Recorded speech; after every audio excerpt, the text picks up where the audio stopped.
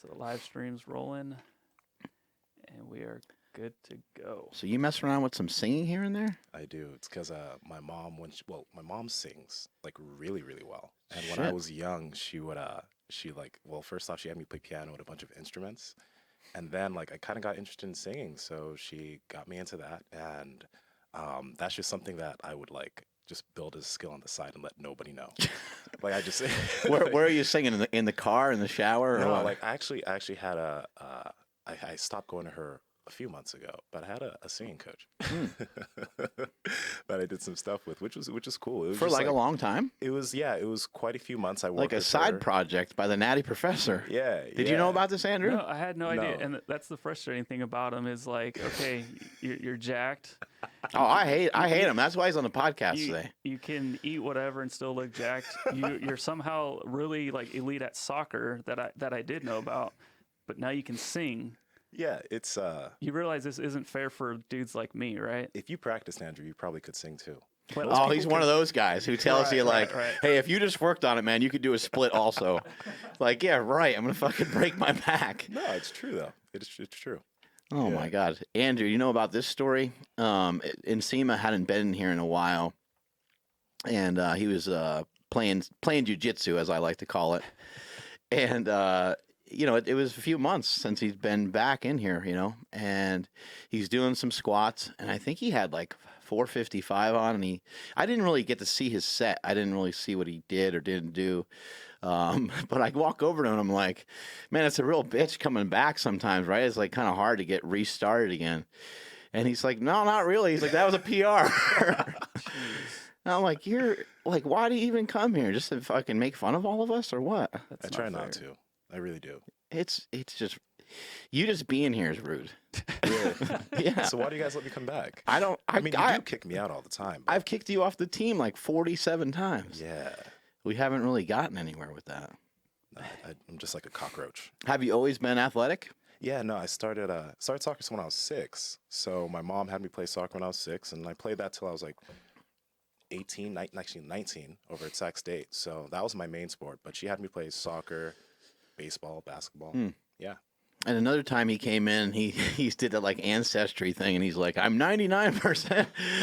99% what, Nigerian? Yeah. So like, I mean, And I'm like, oh, that's a yeah. big surprise. No, I knew that, but the thing is I was just curious because sometimes there might just be something else in there, and I was just curious, but there's nothing. Like that's it. 99. I'm just- yeah, Congrats, you're black. 99.5%. Yeah, thank you. I won the lottery here. Thanks. So I would assume that both your parents are Nigerian then. Yeah, they definitely are. It's really funny though. Both of them were born there in Nigeria. They both came here working. But one of the reasons why I was really curious to do the ancestry test, because people always are like, "Why'd you even do it?" is because my mom's dad is like your complexion, Oh, really? or just maybe a little bit darker. Yeah. He's like your complexion, but he's full Nigerian too. And my dad's mom is also like maybe even Andrew's complexion. So I was like, are they just really light skinned, or like what's the deal here? They're just like they're just really light skinned. They were avoiding hanging out on the equator. maybe, but yeah, They found all the shade all the time. Yeah, exactly. yeah. So your parents were born there. Yeah, they were born there.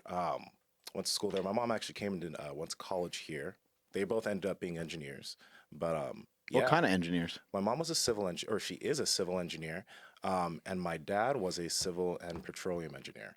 So, yeah, that And through their engineering, they created the Natty Professor. Yep, yeah. Through genetic engineering, I was born. And Scientifically engineered in a lab. It's making a little bit more sense now. How long have you heard the claims that you're not natural? How long have those been thrown your way? the first one when I was 16. And you're super I remember young. that vividly. Yeah. Were you similar stature at 16 At that 16, you are I was- now? at Like 16, I probably was 6'2". probably about the same height. Yeah, that's and when I- almost the same weight, maybe, or no? No. You were a lot thinner. No, so it was kind of. I think I was lucky to. I'm really lucky to be where I am right now when it comes to my fitness, because what happened when I was 13 was I got something called Osgood Slaughter. Have you ever heard of it? Yeah, it has something to do with the knees, but go ahead and explain it. Yeah. Yeah. So pretty John much, Cena has it too. Yeah, And he's a genetic mutant too, so there might be some frequency going on here. No, I had it in both knees, so I'm proof that it's not. No, I had Auschwitz-Slaughter in both knees, and because of that, I wasn't able to continue playing soccer or even run for like 3 years. It sounded like the development of your kneecaps or something. It's the development. It's like I think I was growing really, really fast, and I wasn't. Oh, there he is. This is Nsima as a toddler. Yeah, that was me when I was actually 4 years old, and yeah, if y'all believe that, that's a problem. But that kid is young. Who is that fucking kid?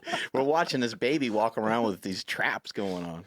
Oh my god. Go ahead with your knees. But yeah, so I wasn't able to run at all from like late 12 to 16, and I was super energetic. That's why my mom had me play sports, and she was like, I got to find something for you to do. Our local gym didn't allow you to get a membership until you're 13. So once I turned 13, she let me get my membership there. I just followed guys around and did what they were doing, and I just tried to learn how to lift. And then when I was 16, when I returned to soccer, I was about 218, 220. And my boy... That's pretty big for soccer, right? No, it's big for soccer, and it's just big in general. So a homie of mine, we played together since we were young, but I got back. His name was Tyler Maltby. And he was like, dude, you're on steroids or something? Like, what's the deal? I'm like, nah, man. It's just... He was like, you definitely are. You're too big. And I was like, what? But yeah, that was the first one, and then it just all cascaded from there.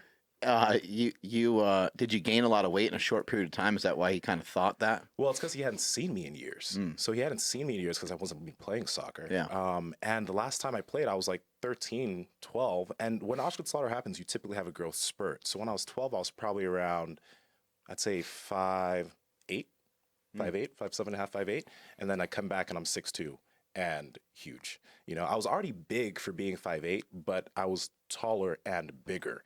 So yeah, that was fun. The school that you went to and played soccer at was I would assume that most of the other players were white. Actually, no. I played. My high school was Mariloma High School down here, but I only played there junior and senior year. I played in a developmental academy, so it's like we traveled around playing soccer. And like, yeah, actually a lot of my teammates were white. I had a few other African guys on my team.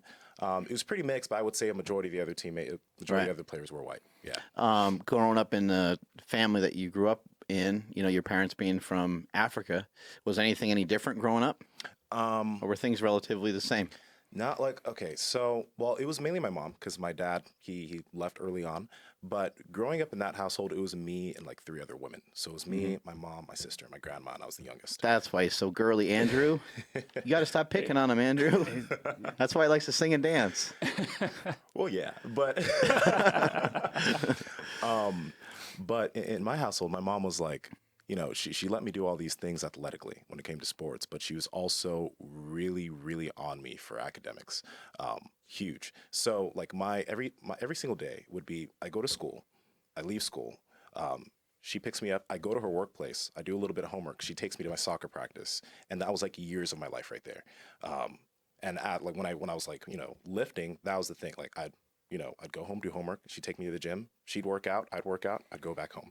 Like that was Your mom worked out too? She worked out too. Like she would work out. She started working out with me when I started lifting because she was like, well, if you're going to do it, then I'm going to do it too. Just at the house? No. Well, initially it was at the house before I got my gym membership. And when I got my gym membership, then she'd come with me because she'd take me there. Cool. So here's a picture of Nsima. I mean, the caption says 16 years old. Yeah. Or 16 and a half. But yeah, that was my senior year of high school. So there I was probably around because a lot of evidence that you're on steroids right there because of the cap shoulders. Yeah, no, there I was probably around like 205 because that's when I lost some weight after starting playing soccer again. So I was a little bit lighter right there. But yeah, that's my homie right there, Takayaki Igarashi. But that's one of your buddies. One of my buddies from high school. But yeah, that was high school. You got muscular pretty fast from. And you know, do you know the book Outliers? Yeah. Yeah. So when I read that book, I was like, that makes a lot of sense. You know, like nowadays when people start lifting, especially guys, you know, they start lifting later on, typically like 19, 20. And because of social media, we can see all these guys and women that just are so jacked and so developed. Yeah. But, you know, we don't realize that some of these people were lucky enough to start when they were, some of them like even 10, 11, 12. Yeah, they were in the gym or doing gymnastics or something. Right. And that's why they can be so jacked and so young. So it's that type of situation where I was just lucky enough to get injured. you know, and start lifting early. Because if I didn't, I probably wouldn't have as much interest in it as I do now. Did somebody advise you to lift? Did somebody say, My hey, you mom. should probably... It was Oh, my your mom yeah. because I wasn't playing soccer. I was just like sitting at home. I was like depressed because I was used to having a lot of physical activity, and when I don't, Your have mom physical sounds activity, awesome. She is. She really sounds is. really fucking cool. Yeah. You know, for people that are listening to this podcast that have children, I mean, I would say the same is probably true with girls, but I know for a fact firsthand that keeping your boy active is really, really important. And in general, I think you want to keep children so active that they're too tired to mess around and get in trouble with anything else. You know, you want to try to like, you don't need to, you know, people are worried about people judging them for forcing their kids to do certain things. But I think as a parent, it's in our best interest to always look out for what's in the best interest of the child, and not even for that moment, but for the future. And so the same regulations you'd put on your kid to not play in the front yard because there's maybe too much traffic outside at certain hours is the same regulations you're going to put on their food, same regulations you're going to put on them for, hey, you know what? You know, shut your mouth. You're getting in the car and we're going to baseball practice. Like, I never liked that part. I never liked doing that with my kids, but it was something that I was just like, you know what? We're going to expose you to some of these sports. If you don't like them, we can stop playing them. I want you to try one season, just fucking try it, you know, give it a shot. Because if we allow the kid to make the decision, they're just too young. Their decision is going to be to play video games on their phone. Yeah. My decision would have been the same. I would have played Tecmo Bowl all day long. I would have Same played, here. you know, Mario Brothers or Zelda or whatever the hell was going on at the time. I would have definitely wanted to do that, sit there, eat Doritos. It's a lot more comfortable than going to football practice or banging weights in the weight room. So if you're a parent out there and you listen to this podcast, it's important. You don't feel bad. You know, don't be an asshole. Don't force your kids to really do stuff that they truly hate. But at the same time, you're going to have to make them do some stuff that they don't want to do. Rake leaves, break out the garbage. Yeah. Yeah. No. Did you grow up with a lot of discipline as well, chores and things like that? Oh yeah. I wasn't like, you know, a lot of kids were able to, you know, Was mom like mom and dad? Like you didn't cross her? Yeah, no. I got so I mean, a lot of parents look down on it. I was spanked as a kid often. I don't resent that at all. I think it was great. Because I was a really hyper kid, which is why she had me play all the sports. Right. But I was also a kid that would I wouldn't seek out trouble, but I would just do stupid stuff. You know, I would do stupid stuff in class. I would do stupid stuff at school. Probably because you had energy. Yeah, because I had energy. So like, yeah, I got spanked. There was actually one day, most embarrassing day of middle school. I remember it vividly. She came to class in 7th grade because the teacher's like, Nsima just won't be quiet in class. He's like the class clown. He won't shut up. So she's like, okay. So she came, she dropped me off at school and she parked and she followed me. I'm like, oh, Mom, I'm going in. She's like, oh, okay, cool. Let's go to your class. So we go to my class. The teacher gives her a seat so that she can sit right by me. And she follows me around school all day long. She eats lunch with me. She goes to every single period with me. And that was the last of that. Like it's just, that's what she would do. You know what I mean? If I ever got out of line, she would rein me back in. So I learned pretty early on things I should. That's really embarrassing. You're like 13 years old or something, right? Yeah, it was horrible. Nah, like the rest of the year was just bad. Kids would always bring it up. He's like, is your mom going to come to school again in Nsima? I'm like, come on, guys. I don't need that from you right now. So that's great. Could you imagine her like calling the teacher, telling the teacher was probably so excited. The teacher's probably like, okay, hey, whatever you want. Nah, they were probably all down for it. I really was. I was a kid that acted up a lot, and like I knew it too. I really didn't care because I made the grades. Like I made decent grades, but I was just a little brat. Yeah. Yeah. This might seem like a stupid question, but I'm full of them. When was the first time that you realized like racism is a real thing? Like like were you ever subject to it? I'm sure you must have been. I'm sure everybody is. But you know, when like was there an age where it clicked where you're like, oh shit, like that's a thing and it's pretty fucking serious? I think that just growing up, being like what I was, like a young black man, getting bigger, or just getting big, and seeing how I would be received by individuals around me versus other kids. Like I was in a lot of advanced programs, like as a kid. like again, my mom, she started me early in these development programs, something called Kumon. It was a learning center. I was the only black kid in there, along with my other friend Brian Belaya. We grew up together as brothers, so we would do all these academic things together. And it was like me and him were there, and we were like maybe I think we were 7 or 8 when we started Kumon, and it was just a bunch of other Asian kids and white kids, and we just didn't see many people like ourselves, and we'd kind of be outcasts in those situations together. And we were treated, not, I wouldn't say treated, we weren't treated badly, but let's just say people would be a little bit more careful with us because they weren't sure with like maybe how we would act or what we would do, because looking back on it now, they probably thought we would act a certain way, or they probably had an assumption of what they see on TV about black kids, young black men, how they act. And I could read that. Even nowadays, I've talked to other people we've had on the show about this before, where they said you can't really describe it, but it's just like a feel. You know, it's just like and I'm like, what a fucking horrible thing to have to deal with. Yeah. But even nowadays, when I meet someone, or I'm talking to somebody, or I meet them for the first time, after I talk to them for a few minutes, then they settle down a little bit. They're not as tense. Right. But it's like, I know my stature, I know what I look like, and I know the stereotypes that back how people see black men in our society. It's not true. It's just what you see. It's what people see on TV, what they see on videos, what they see on music videos, and that's kind of how they look at it. You know what I mean? Right. Even in high school, because I would speak a certain way, my mom raised me I didn't talk a certain way. Does that maybe does some of that have to do with where you're from, or where your parents are from? I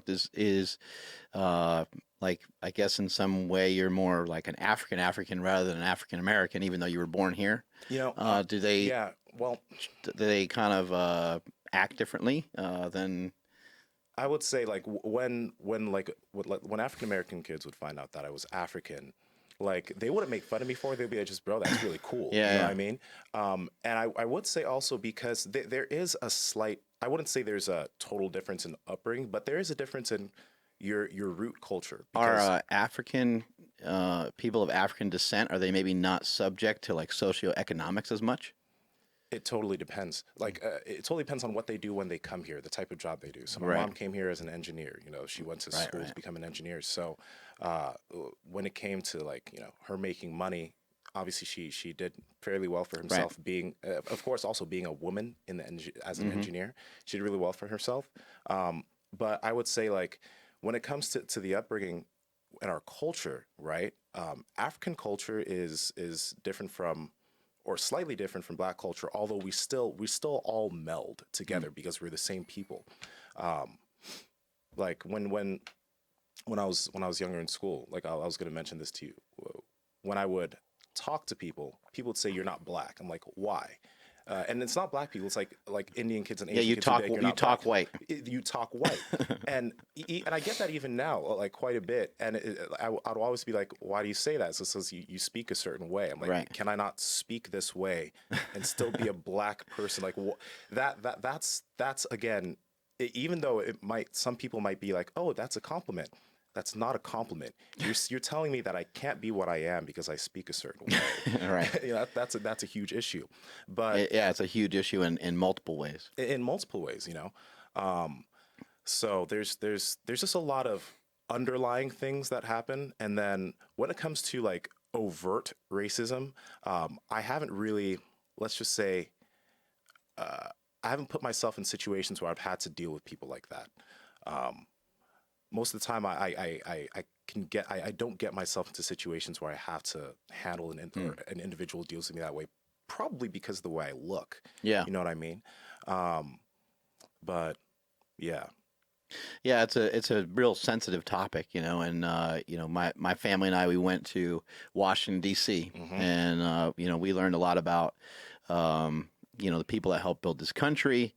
We learned a lot about slavery. We learned a lot about a lot of different things, and it was really eye-opening to me. And it was cool for me to experience that with my children and to have them understand that, yeah, a lot of great things happen. A lot of things happen that were just absolutely horrific. And I never even knew, and I feel embarrassed that I didn't know this. I did not know that there was 4 million slaves. Yeah. You know, Yeah. I did not realize it was that magnitude, and bad on me. I'm a fucking idiot. I should have recognized that. But I think that education is crucial, and I think that they are talking about taking down, you know, some of these monuments and things like that because these guys were slave owners and things of that nature. But I think we run the risk of having history repeat itself if we shove it off into a closet somewhere. Mm-hmm. So I do agree that maybe the way that we remember these people should be maybe a little different. Maybe we should have all the facts in front of us and we should know everything. But shoving some of it off into a closet probably isn't great, because I think any culture that has been built up over the years is going to be built up through war, crime, rapes, murders, all kinds of crazy shit that like none of us would ever really be a fan of. Yeah. No, I totally agree with you. And you're not an idiot for not knowing that. You know, you weren't. One of the reasons you don't know that is because you just weren't taught that in high school. When you're going over history and the history of the United States, they brush over, they talk about that topic, but they don't go deep into like that topic. Right. You know, it's really crazy, like realizing how much really happened then. And even myself, I need to learn more about it myself too. But it's not gone over in school because I don't necessarily know why, but they don't want to teach that. Yeah, one of the things I felt that kind of sucked was when we went to Mount Vernon, where George Washington's house was. They did talk about slavery, and they said, "Oh, the slaves, they lived over here." And I was like inquisitive. I wanted to know more about it. My kids were too, and they were like, "Oh, it's a separate tour." And I was just like, "Oh man," I was like, "That kind of sucks." And I saw black people on the slave, and I'm like, "This is a problem. Like we should." All be learning this information together, you know. And I was like, that kind of sucks, but it is what it is. You know, we have a kind of a black eye on history when it comes to that sort of thing. But it was really educational. It was fucking cool to learn that, and it was great to experience all that stuff with my kids and to go to. Have you ever been to Washington D.C. before? I've not. No, I have not. Oh my God, it's amazing. Yeah, we went to Arlington National Cemetery. Where there's thousands and thousands of people that died in the war, and that was like, it was almost too hard to take in. You know, like I haven't been like real patriotic in the past, but you can kind of feel it when you're there. Yeah. And when you go to like Gettysburg and all these different places, it was pretty wild. Have you been back over to Africa before? Yeah. When I was 16, we took a trip there before my senior year of high school. So went there for about a month and a half. I have a lot of family there still, my mom and my dad's side. I was able to meet my grandma on my dad's side finally, and some of his siblings. And are they jacked? You know what? No, it's so crazy. A lot of my dad's siblings are big, just like big people. But when I was like just walking around, because I actually played a lot of soccer there too. I found some guys, we play soccer every single day. But you would walk the street, you see some of these construction workers, and I talked with them because this dude looked like he was a gymnast, just like a jacked big gymnast. I'm like, do you guys have a gym around here? Do you work out? Like, no, we just do construction. He was like, I swear, he was single digit body fat, huge, looked like he was in the gym every single day, but this man just did construction on a day-to-day basis. And it was just, it's just crazy what some people are able to do. Yeah. You know? It's just, you think it's just a lot of it's genetics, huh? You know, that word genetics is just, it's... too broad, maybe. It's very broad. It's the truth, but it's broad, and it's something that's used as a scapegoat. You know, going back to you know, like me being called not natty or whatever. I think it's good that people say that about me, because it means that people are inquisitive. Some people, at least, are inquisitive. They want to maybe know exactly how did I get this big, or they're more critical about the industry as a whole, because you know, there's a lot of things that are marketed, right, that aren't necessarily the truth. Yeah. So you gotta be, you know, you gotta be really, let's just say, oh yeah, there's that. You gotta be critical about like what you take in and what you believe is truth. And you gotta do your own research. The thing though is like, you know, obviously you know LeBron James, right? Mm-hmm. By 14 years old, the dude was like 6'5", 6'4", 6'5". He's insane, right? When you know, I know that I'm never going to be a pro basketball player. You know, no matter how hard I try, I'm not going to make it to the NBA. But when you look at someone like LeBron, you can use the word genetics and just realize I'm not going to be 6'9", 260. He could play pro football or pro basketball or whatever he wanted to do because he was just Right. God gave him that talent. But when we look at a lot of things when it comes to fitness, people still should work hard, even if they look at me, you know, and they want to be as big as me, and potentially they might not be. They should still work hard to try and achieve whatever's the strength or the size or whatever they want to be able to achieve. But at the same time, you can't be just looking at everybody and saying, I can't get that big. I'm doing his program. Right, I'm eating the way he is, but I'm still not as big as he is, and it's been 5 years. He's definitely using drugs. You can't look at it that way. We all When it have comes to different skill fitness, sets. yeah, when it comes to fitness, people tend to do that a lot. Yeah. There's But like genetics or anything physical, but even like Steve Jobs. Steve Jobs obviously was genetically superior to a lot of people. He was able to think in a lot of different ways, but Yeah. no one would ever accuse him of not working hard. no. I mean, he worked so hard it like damaged a lot of his relationships and stuff. And I'm sure there's a lot of people that even with genetic talent, they're still training their face off. I Oh, mean, of course. Kobe Bryant was shooting free throws after every practice, I think his entire career. He was the hardest worker on his team. Same with Jordan. Jordan had the just disgusting work ethic where everyone around him would be pissed at him because of how hard he would be on them to try and get as good as he was. They have a tendency, again, you know, going back to black and white, you know, with someone like Larry Bird, they'd be like, he's the hardest worker. And then somebody like LeBron, they'll say genetics. And it's like, wait, why? Larry Bird, I know he looks unassuming, but Larry Bird was 6'9". Yeah. He could dribble like a motherfucker. Obviously, he worked. They all work hard. Everybody's worked hard to get in their position. But Larry Bird was insanely athletic. Yeah. You know, just to sell him short on athleticism is a huge mistake. It is. Or John Stockton or any of these other. I mean, Tom Brady. People are like, Tom Brady's slow. He's just. It's like, how many times does he get sacked? And he gets sacked way less than everybody else. He reads the defense faster. His feet are quick. Yep. He may not be fast like when it comes time to like roll out of the pocket or whatever, but he's fast enough to get the job done. He works hard enough to get the job done. And yeah, I think that people tend to just say, oh yeah, you know, he's always been good at that, or he's always been big like that. It makes it easier for them. Yes, because then they can make the excuse that why they can't do that. But a lot of these individuals, even myself, like a lot of people just put a lot of work in, and if they have a gift that's helping them or a talent that's helping them move to that place even faster, that's awesome. That doesn't mean you shouldn't work hard yourself. Have you seen anything, since being in the fitness industry for a while, have you seen anything that's like a telltale sign that somebody may be on stuff? Well, you know, I used to think when I was like looking into this stuff when I was younger, I used to think that gyno was one of those things. You know what I mean? But that's not true necessarily, because I've worked with individuals and younger guys that just have had gyno all their lives. Right. You know, and it's just part of them. Yeah, some people get a huge cascade of like testosterone when they're young, and then it kind of sits around forever. And yeah, the main thing that I look for, and I would suggest it to people, is for myself, right? I don't just tell people to train the way I do and eat the way I do and get my results. I don't mark things that way because I know that no matter what, like even if you train and eat the way I do, you might not be as big as me, but try and do your best to figure out everything you can in terms of your own training and nutrition to get to your results.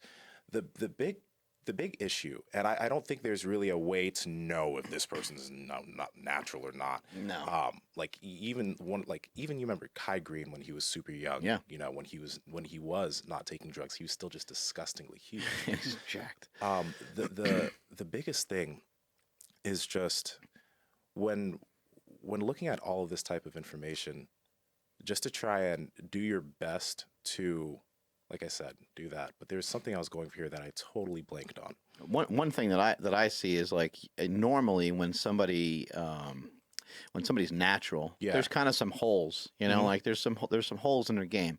For you, it's bench press. Yeah. You know, your strength is awesome, and you have achieved a lot in powerlifting in a really short period of time, with a 755 deadlift.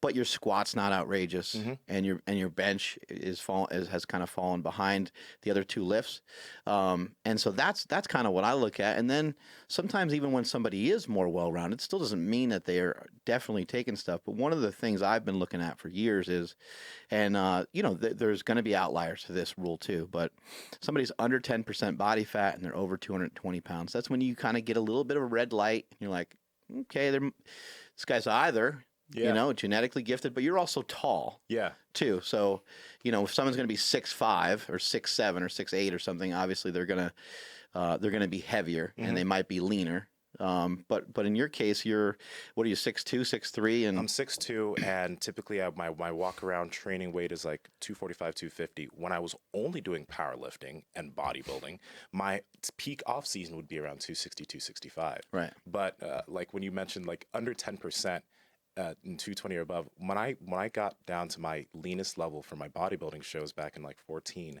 I was around 229 pounds at around maybe 5-6%. Right. And that's like, but in my opinion, that's about as much muscle as a natural person can hold. Yeah, and at that point, I couldn't perform in the gym. Like, I was, that took like about 42 weeks of dieting.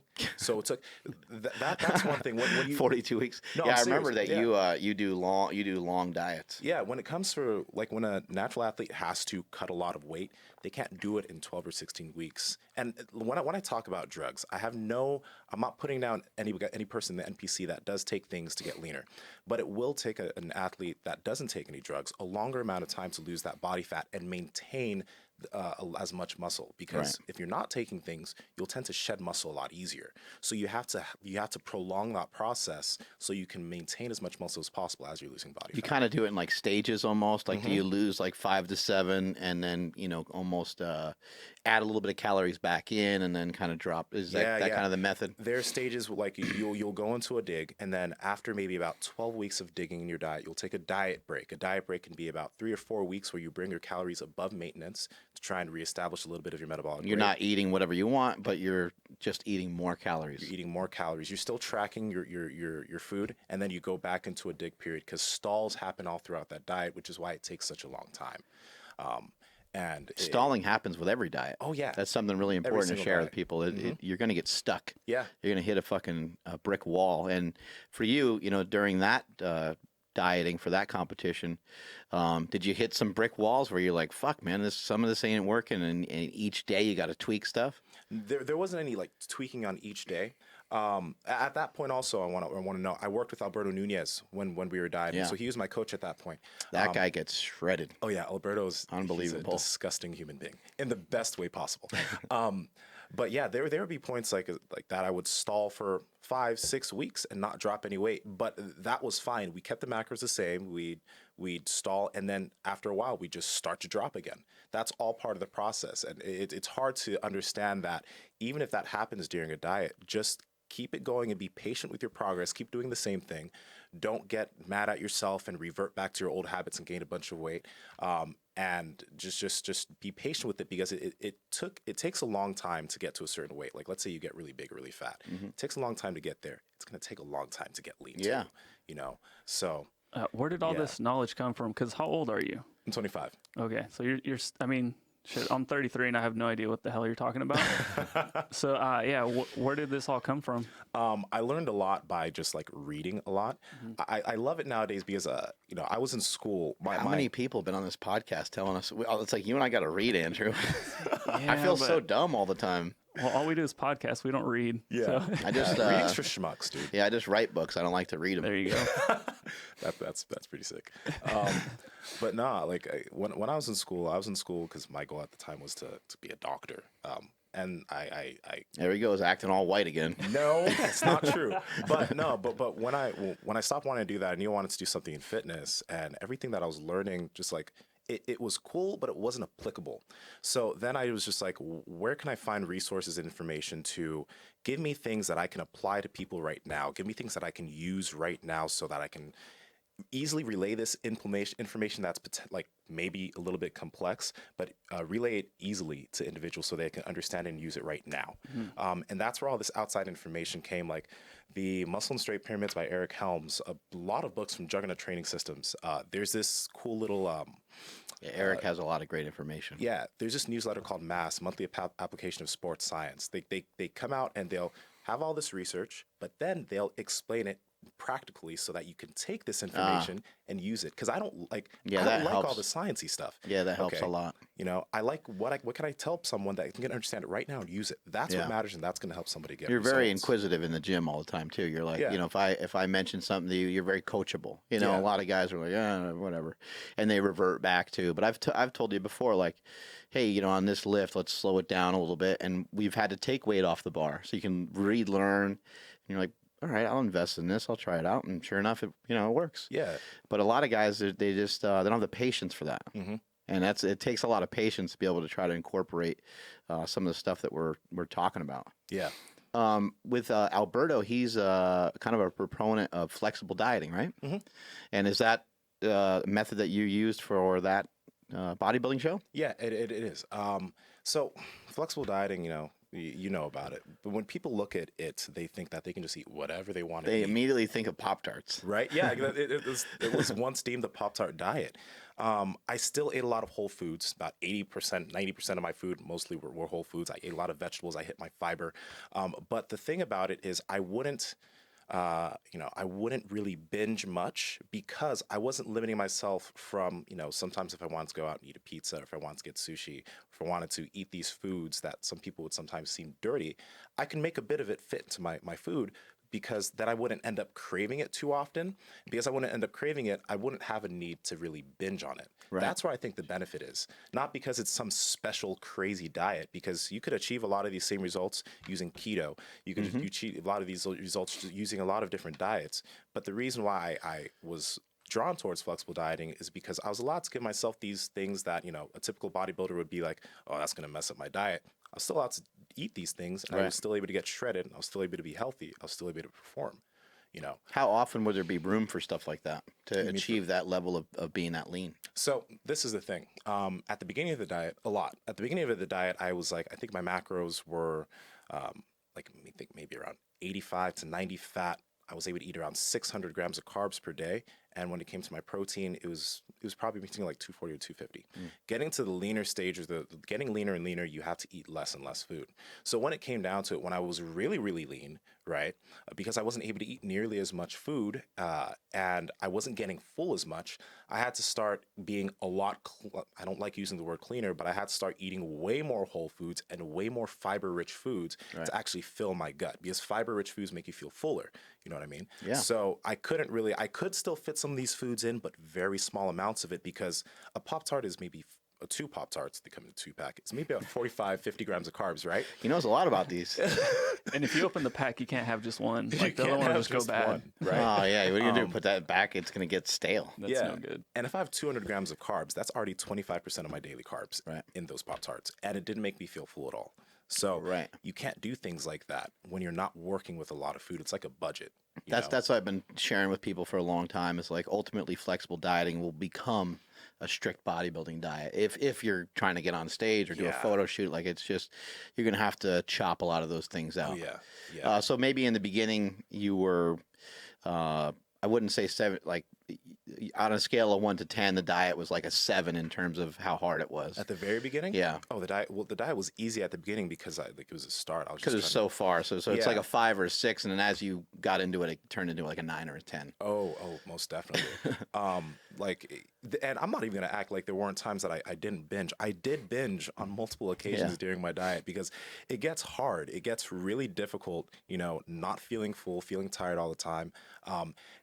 Also, because I was at the end stages, I was eating around 35 to 40 grams of fat per day. Okay. There's a good story about Flex Wheeler.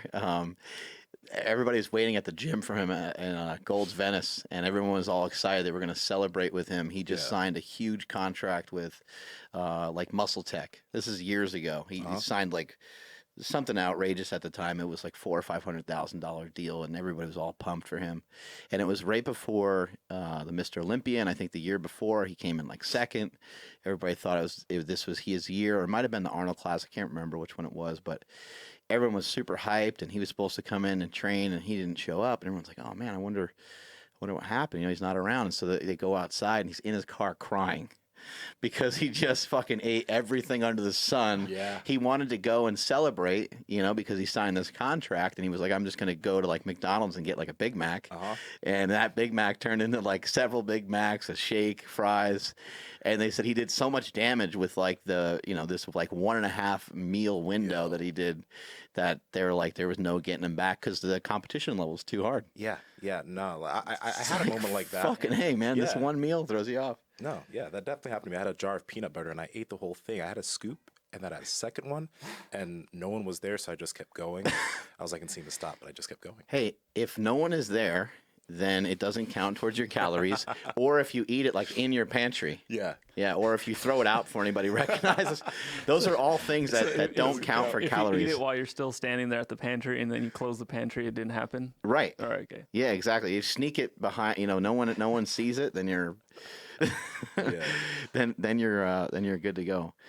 But yeah, with having Stan on yesterday, I think part of the problem is people will think that everything contradicts itself, and they don't. A lot of things, they go together.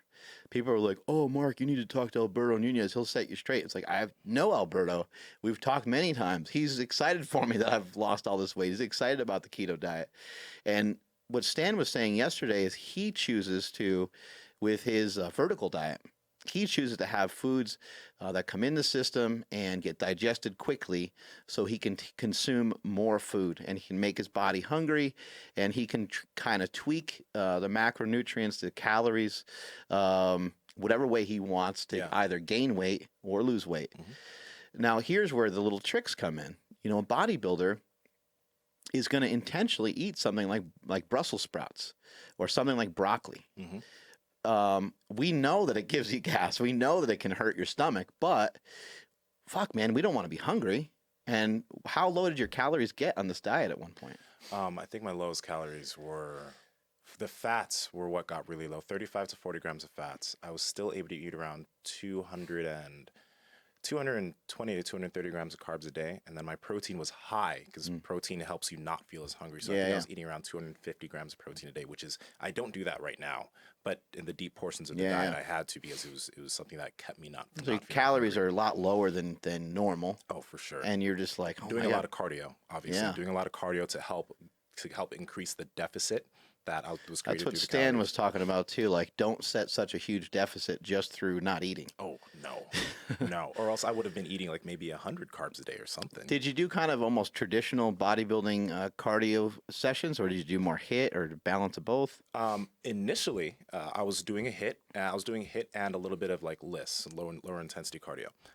Towards the end, because I was so tired and so drained, I couldn't do HIIT and be productive at it. Like on those higher intensity sessions, I just couldn't do it. So I had to do like all the, Stairmaster just for, not Stairmaster, but elliptical for a while. Because I didn't have the energy to do HIIT. Would I have liked to do HIIT? Yes. You're right. But I was so tired all the time that I couldn't make it happen. Yeah, a lot of bodybuilders, like I used to train at Gold's Gym, and I would see some of the best bodybuilders just walking on the treadmill. It was like, I don't know, the thing was on like 2 miles an hour maybe. They had it on a steady incline, and they would just go on there. They'd be on there for like an hour. Yeah. But those guys would tell me, they're like, you know how easy that is to recover from and how easy it is to do? Like, they're like, it's annoying to do it. I don't want to do it. Yeah. But it burns calories, allows me to eat a little bit more food, and, and I'm like, well, you got to do what works. Yeah. Each person needs to. So a lot of times we're taking some of these rules. Stan saying, some of these vegetables and stuff can kind of fill us up too much, and we can't get to the next meal. Yeah. But in your case, that's a good thing, because you want to try to feel full, because you want to be satiated enough to where you don't lose your mind and go off the diet. Oh, yeah, no, he's totally right. At that stage, I needed to eat excessive amounts of fiber, because if I didn't, I wouldn't feel full and I would want to binge. Right. Nowadays, because performance is at the forefront of what I do, I still intake fiber, but I'm trying to eat as much as I can with everything that I do. Right. So it's just the diet changes with your goals as an athlete. Right. Yeah. So like before a training session, you might have some chicken and rice, or you might have some steak and rice, but you're probably not going to have a lot of vegetables for a training session, because you're going to be like, that's probably going to slow me down. Nowadays? Yeah. Oh, well, I do the IF thing sometimes now. Yeah, But yeah. nowadays, like I will have some vegetables a little bit.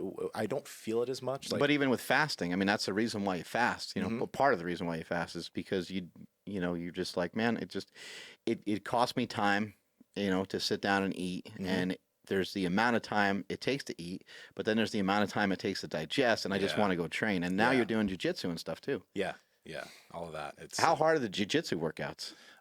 they're rough. Actually, yesterday was like a six. Just we did our technique work, which is about 20 minutes, and then we did a 60-minute King of the Hill session. A King of the Hill session is when like you'll have a bunch of guys on the mat, you'll just get in line, and you'll just keep going and submitting for 60 minutes. And it's rough. Even so, jujitsu is it's really fun. It's really tiring, and I love it. At first, jujitsu probably isn't that hard, right? Because you're like not advanced enough to like. It's probably pretty slow paced at first, or where you're going, maybe not really. No, I'd say at first, for a majority of people, it's gonna be really difficult. The reason being is because when you start jujitsu, let's say you're a beginner and you have someone that's on top of you, and they'll be going easy on you because they know you're a white belt. You don't know how to breathe. You don't know what to do when someone's like mounted you and they're just there like this. You'll tense up and you won't breathe. And because you're so Yeah, tense, even just the act of like a dude on dude, you got some dude laying on top of you, Yeah, weighs it- 200 plus pounds. You're like, and you get in weird positions. Guys' butts in your face and everything Oh yeah, else. no, you get used to sweat dripping from their beard into your mouth. You get used to things like that, but it's actually harder initially because you don't know how to breathe and you don't know how to relax. And for me at least, and for a few other people I know, it got easier over time because you learn how to relax in really stressful situations. Because of that, you can breathe more, you can use less energy, and it's just it gets easier, but it continues to get harder because there's all of this stuff you continue not to know when it comes to the martial art. So it's I love it. Yeah, we're It's- watching some footage of you compete. You have competed a couple times now. Yeah, I think about like maybe six competitions at this point, I think. Yeah, Shit, and you've won every single one of them, right? I have, except one match. I lost by points. It was 1-0. okay. It was me versus this other wrestler. Actually, he watches your show. After the Oh, match, he was really? like, "Yo, you go to Mark Bell's gym. Tell Mark I love him. He's helped me lose a lot of weight." that's His name was great. Ori Elor, and he was an NCAA D1 wrestler. Our match was just going back and forth. He was trying to take me down. I was sprawling. And because he was going for more takedowns, he won 1-0 by points. But that was the one match where I was just like, damn, I'm coming for you, Ori. If you're watching this. Was that the last one you competed in? No, that was the I think third to last one that I competed in. I did two more and I won both of those tournaments. Yeah, this was at the San Francisco at the Cow Palace. I forgot what this tournament was called, but it's a pretty big one. And this was still as a white belt. I haven't competed as a blue belt yet. I'm probably going to do a competition towards the end of this month, and then I have Worlds planned in June, which is in Long Beach, and Worlds is a big tournament, so I'm excited for that. What's the goal with jiu-jitsu? Well, my goal is like obviously I want to get to a black belt, and I want to I want to compete at the top levels as a black belt, and not just do it as a hobby. Like I want to take on big name guys in jiu-jitsu and like hopefully win. That's why I do it. I do it to compete. And I do know that I've started later in life. I think I started BJJ when I was 22. So I know I'm at a disadvantage versus some of these guys who started at 14, 15. But I'm just going to train my ass off and do what I can. Is going to other gyms frowned upon or encouraged? It's not necessarily frowned upon. I think it's more so how you approach when you go to these other gyms, because some people come into the gym and it's like, like the dojo's like, I'm gonna beat your master, like that. Yeah, kind of they thing, come in Karate Kid style. right? Yeah, no, but some people just come in to train. I think it just all depends on how you go into a different gym. Do you go into the gym to train and learn from these other guys, or you're just trying to whoop everyone, show everyone that you're the best in the room? That's the big deal. Who's your coach? Cassio Warneck. He's local here in Sacramento, California. He's pretty much the granddaddy of Northern California BJJ. He trained Uriah Faber. He's trained a lot of black belts that own different gyms in this area and pretty much going all around NorCal. He's Same the with man. Nico. Same with Nico He's training out Lozada. of Yep. there. Yeah, Cassio. Yeah, he's won multiple world championships, and he's just a tactician, man. He's a great teacher and a tactician. I love the guy. Does he ever put you in your place? Oh yeah, yesterday. Yeah, yeah. We were doing King of the Hill, and I was in for a while. I wasn't getting tapped, and it's like he just came and we rolled for 8 minutes. He submitted me, and I just went back in line. Thanks, Cassio. Yeah, he's an awesome coach. That's Really pretty awesome good, coach. though, that you lasted 8 minutes, or is he just playing with you?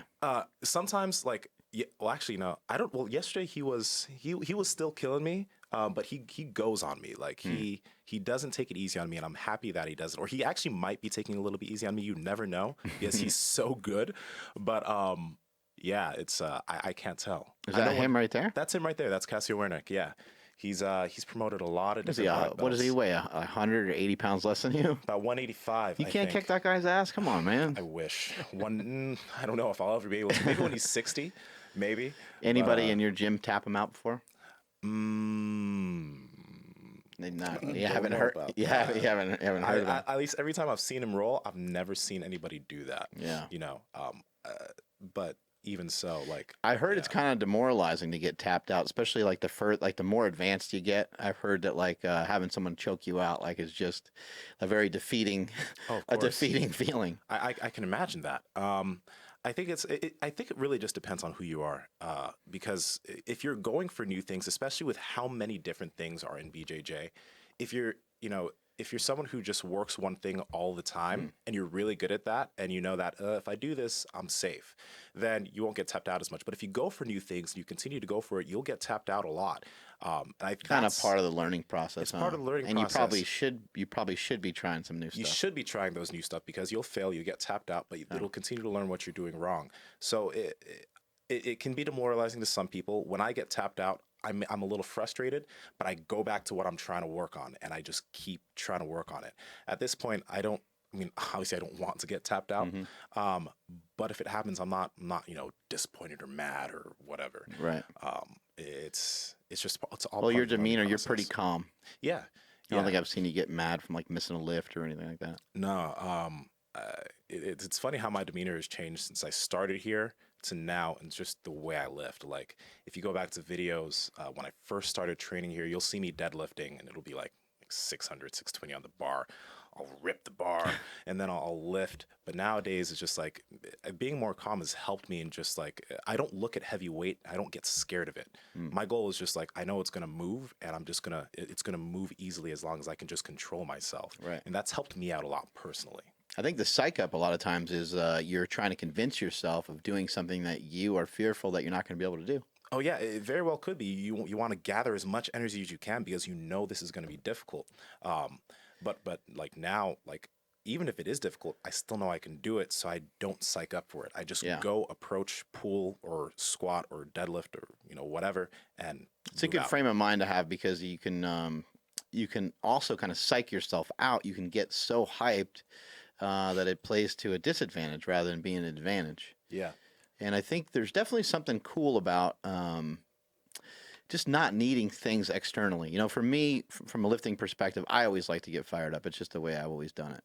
But I also understand the other side of it. And I think that the other side of it would be more beneficial to me. But I just I like to kind of continue on with the path I'm on. But when it comes to things like coffee, when it comes to things like pre-workout, when it comes to things like certain music on when you're lifting, all these things are external things that you really don't need. And it's kind of great to not be so fragile and to just be like, you know what, my training is where it is. This weight, I pick this weight for myself. It's not like I'm saying, hey, you got to deadlift 800 pounds, you got to squat 800 pounds. It's not like I pick the weight for you. That would be a different situation, and maybe you'd have to get out of your mind a little bit. But you selected the weight for yourself, and you should be like, yeah, I trained for this. I'm gonna pick it up. Yeah. That's helped me a lot. And it's also like it's helped with BJJ too, because it's just when you're especially in jiu-jitsu, you need to be calm when you're rolling. If you're super psyched and you're super just excited, I wouldn't say excited, but just hyper, you get tight and you can't move. So I think like that has also helped my lifting, because I have to be calm so I could just flow around in jiu-jitsu.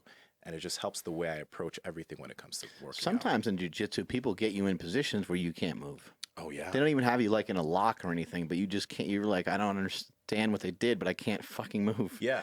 Yeah. And those are the places where you got to just be as calm as possible Yeah. and just wait. Because if you can't move then they'll have to do something where there's going to be a small sliver where you're going to be able to do something. Right. If you're calm, you can find it. If you're not, it's going to go away. It's just going to, you're not going to be able to handle it. Yeah, or you might even make a bigger mistake, and next thing you know, you're getting choked out Exactly. because you did something that you should, Yeah. that you probably shouldn't have relied on. Yeah. How'd you get into jiu-jitsu? A friend of mine we were like 2 years ago now, actually. We were trying to figure out like what else I could do because, I mean, I played soccer for 13 years of my life. And soccer is, running, jumping, side-to-side movement. Just after a game or after practice, you're exhausted. And lifting never made me that tired or allowed me to use as much of my body as I wanted to. So I've been trying to find something that could allow me to use my body kind of like I did when I played soccer. And they brought up jiu-jitsu and found Casio School. So I went there, I saw it. And typically, like, he's like, if you like it, we'll give you 2 free sessions. I was like, nah, take my money. I'm going to go grab a loaner gi. I want to start tomorrow. And it's just been, it's been like that from then. And the big reason why I like it so much is because I haven't had anything in my life so far that I've started that's been totally new. Going from bodybuilding to powerlifting. Powerlifting's new, but powerlifting's still lifting. I haven't had anything where I am a total beginner. I know nothing. And I need to learn from scratch. And that's why like BJJ is so fun to me. And it also was awesome because I can take that just feeling of knowing nothing. And now when I work with somebody that is in that boat, I know what they're feeling again. Right. I haven't felt that way since a teenager, but I now know how it feels to be new at something. When you're 20, 21 and you start lifting and you know nothing, it's hard. Yeah. It's hard. There's actually a video on YouTube where there's this 150-pound black belt, maybe 160. When I was starting out, he tapped me 6 times in 6 minutes. I was like 4 months in. I was 260, But that was that point where I was just like, I gotta learn this. Yeah. There's something here that I need to learn how to do. Has it helped your conditioning, you think? Oh, for sure. Yeah. My cardio is like, I don't get tired now. Like I'll get tired, but it takes a lot for me to tire out when I'm rolling. I had to drop weight so I could be quicker. Like I started around what do you weigh now? Around 240, 245 on average. But this is like where I can move. I'm flexible. I have like, I'm quicker. This is the weight where I can perform at, and this is probably where I'm going to be staying. You're lean, but you're certainly not as lean as your bodybuilding Oh no. Yeah. days. Is it intentional? You kind of staying around this body weight. Feels good to have a little bit more body fat for so injury prevention and performance, for prevention, for performance. Yeah, this is just like my set point. If I were to try and get leaner, I would get more tired on the mats, and I know that. I still want to like keep a level of like being good, like looking good, being fairly lean, but I don't looking good naked. Yeah, looking good naked is important for certain reasons. But I definitely am not aiming for like close to contest levels of leanness because it just doesn't aid me in my performance. I'm really a performance athlete. Have you gotten hurt in jiu-jitsu? Yeah, let me actually, I have something. Because sometimes right now. when you're young, like you just not young, but like new to the sport, somebody has you in something, and you're like, I don't even know. Then you're like, oh shit, that's a hold. They got me in something. Yeah. And so you might tap a little late, or even as you become a little bit more knowledgeable, you kind of get stubborn and maybe you don't tap on time, things like that. Nothing like that where I haven't tapped early has happened to me. But I had to get my meniscus. I had to get a meniscus surgery because of just like I've had issues with this knee for a while, and jiu-jitsu kind of heightened that. That's when I started actually really focusing on training for flexibility and stretching and all of that. So that's happened. And just like nicks and stuff, like my big toe, it's like hard to put pressure on it right now because I have a turf toe. This finger was sprained, so I can't pull it back totally. This finger was sprained too. So it's just like these things happen and they recover over time. That's part of that sport. But there's definitely obviously things that can be done for injury prevention. When it comes Your training is probably quite different all the time, but do you guys usually start standing up? It depends. So it depends on how many people are on the mat. If it's a really busy day and there are a lot of people on the mat. It's a lot more physical if you start standing up. Is that right? Yeah, because you have to go for takedowns. You have to take the opponent down, but you also need space. So that's why it's like if there's a lot of groups on the mat, you got to start from your knees because you don't have space to take a guy down if there's someone else rolling right there. But we'll try, like if we can, we'll start from standing up because that's how competition starts. You got to take your opponent down. and, you know, progress on with the role. So this says it's 150 pound versus 250 pounder. Mm-hmm. Yeah, that's some Nogi Jiu Jitsu. So I do Nogi and Gi. I mainly train in the Gi, but Nogi Jiu Jitsu is actually a lot more athletic in terms of what they do, because you don't have anything to grab onto, and you really just have to, you use your opponent's body against themselves, you know? It's really fun, though. It's really Where's fun. the school and the class pretty excited to get like a bodybuilder in there? Like, oh, we're gonna make this guy look like shit here and there. I think that I think probably, but you know, I didn't go into the school like thinking I was the shit. You know what I mean? I didn't walk in being like I'm a big dude. I'm about to take everybody out. Whenever like I do anything, I mean, we've talked about this. I just try to go in and learn, because I know that, you know, going in there, people are gonna assume some things about me. Like they'll probably think that I think I'm, you know, I know everything or whatever. But I try to go into these situations just like just an absolute student. Just like I came in here, you gave me advice, Marcus gave me advice. Right. All these people gave me advice on things I should do. I just took it and ran with it. Even though I had a lifting experience, you knew more than me. So I listened. That's the same thing here. If a blue belt told me something as a white belt, he's one belt above me or she's one belt above me. But they definitely know more than me, so I'm going to listen. Yeah. You know, I don't act like I'm some sort of expert in a place where I'm not. Has your strength helped? Oh, most definitely. Yeah. I've learned that. Because they say a lot of times with jiu-jitsu, like the size of the opponent, strength of the opponent doesn't matter, but obviously it's gonna matter, right? Yeah, you know, it's funny. I was talking to someone else about this. Strength definitely helps. And within the jiu-jitsu community, it's kind of odd that I think because of how the martial art was built, I forgot who was the Gracie that started it. I forgot his name.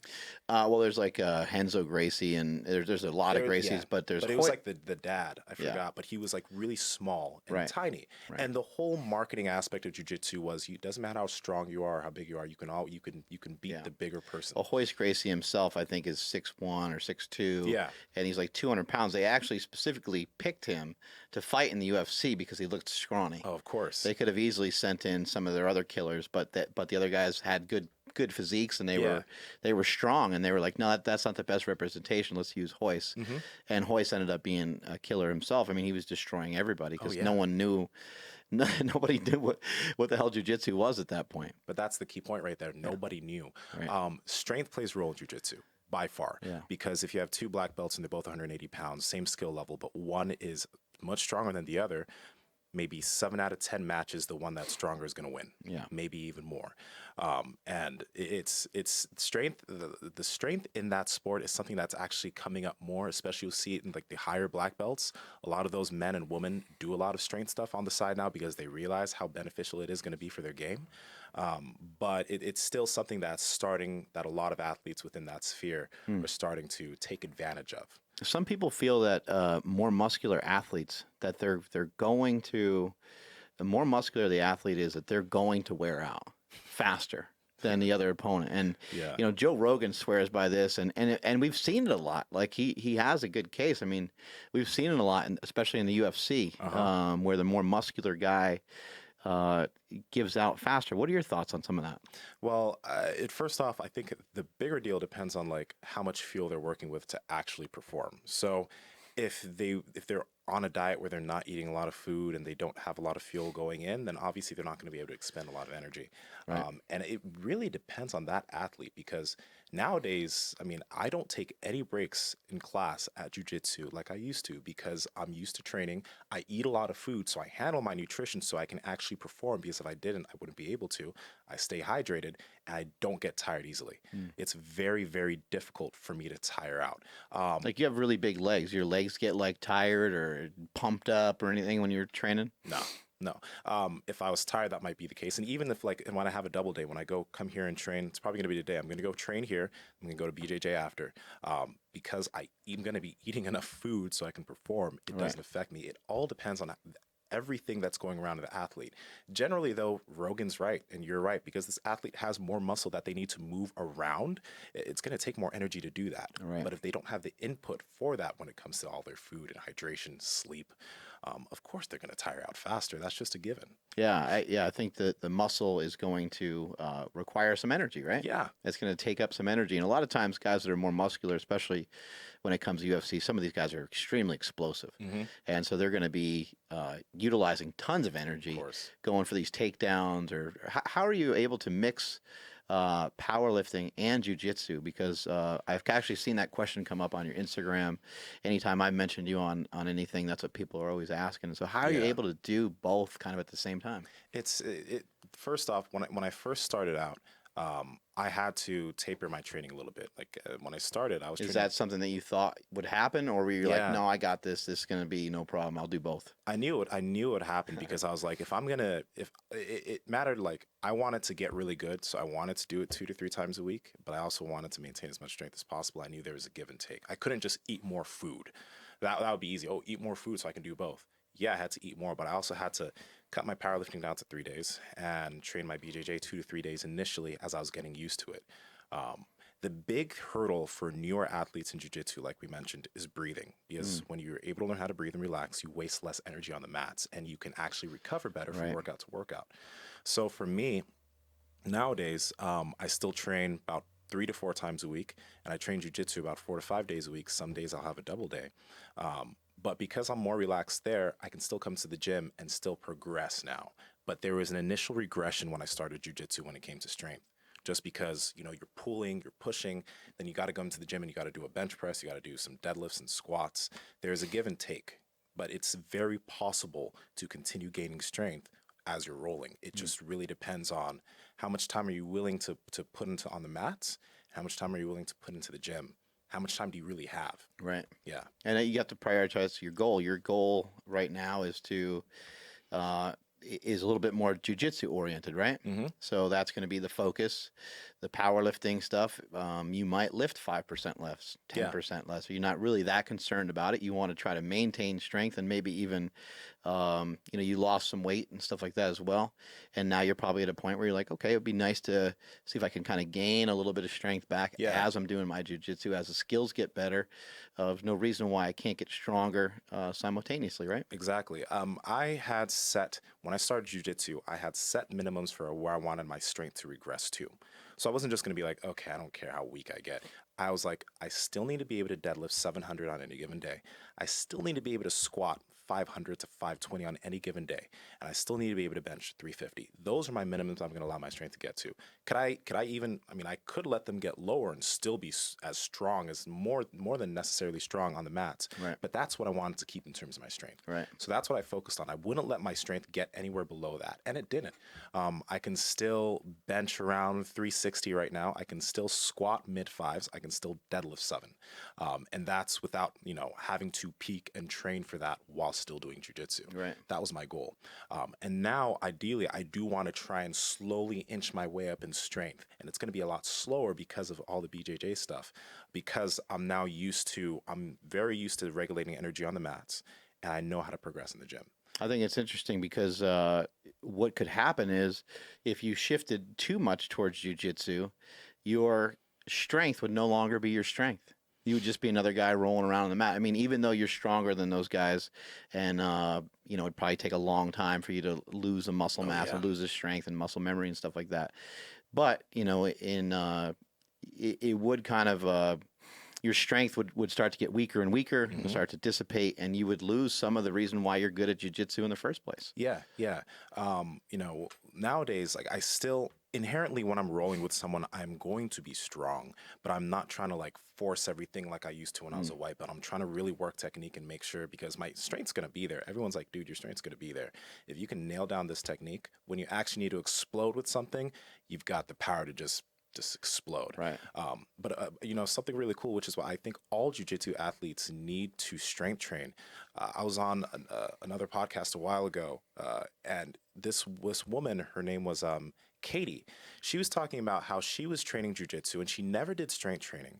And then when she started lifting, after a few months, she was like, why am I smashing these people so hard? Like, and everybody else was like, Katie, stop. Like you're smashing. But she was like, the strength from lifting helped me out so much with just my power output when it comes to jiu-jitsu.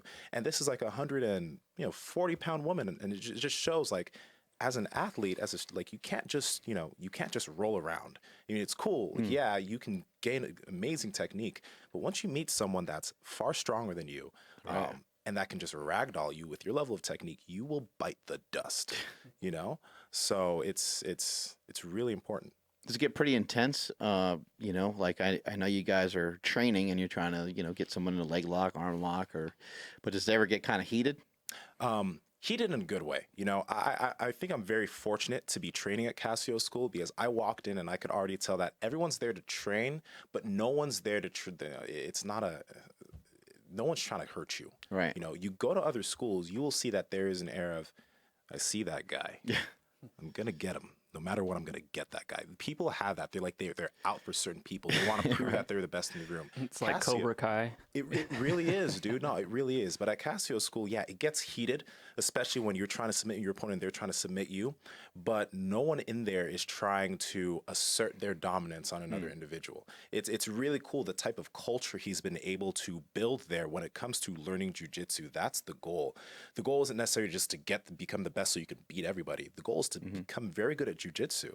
And everybody there is really down for that. Yeah. Even the upper black belts. They still want to beat you, but they're going to tell you why they did. Yeah. They're going to be cool about it and tell you why they beat you. You know what I mean?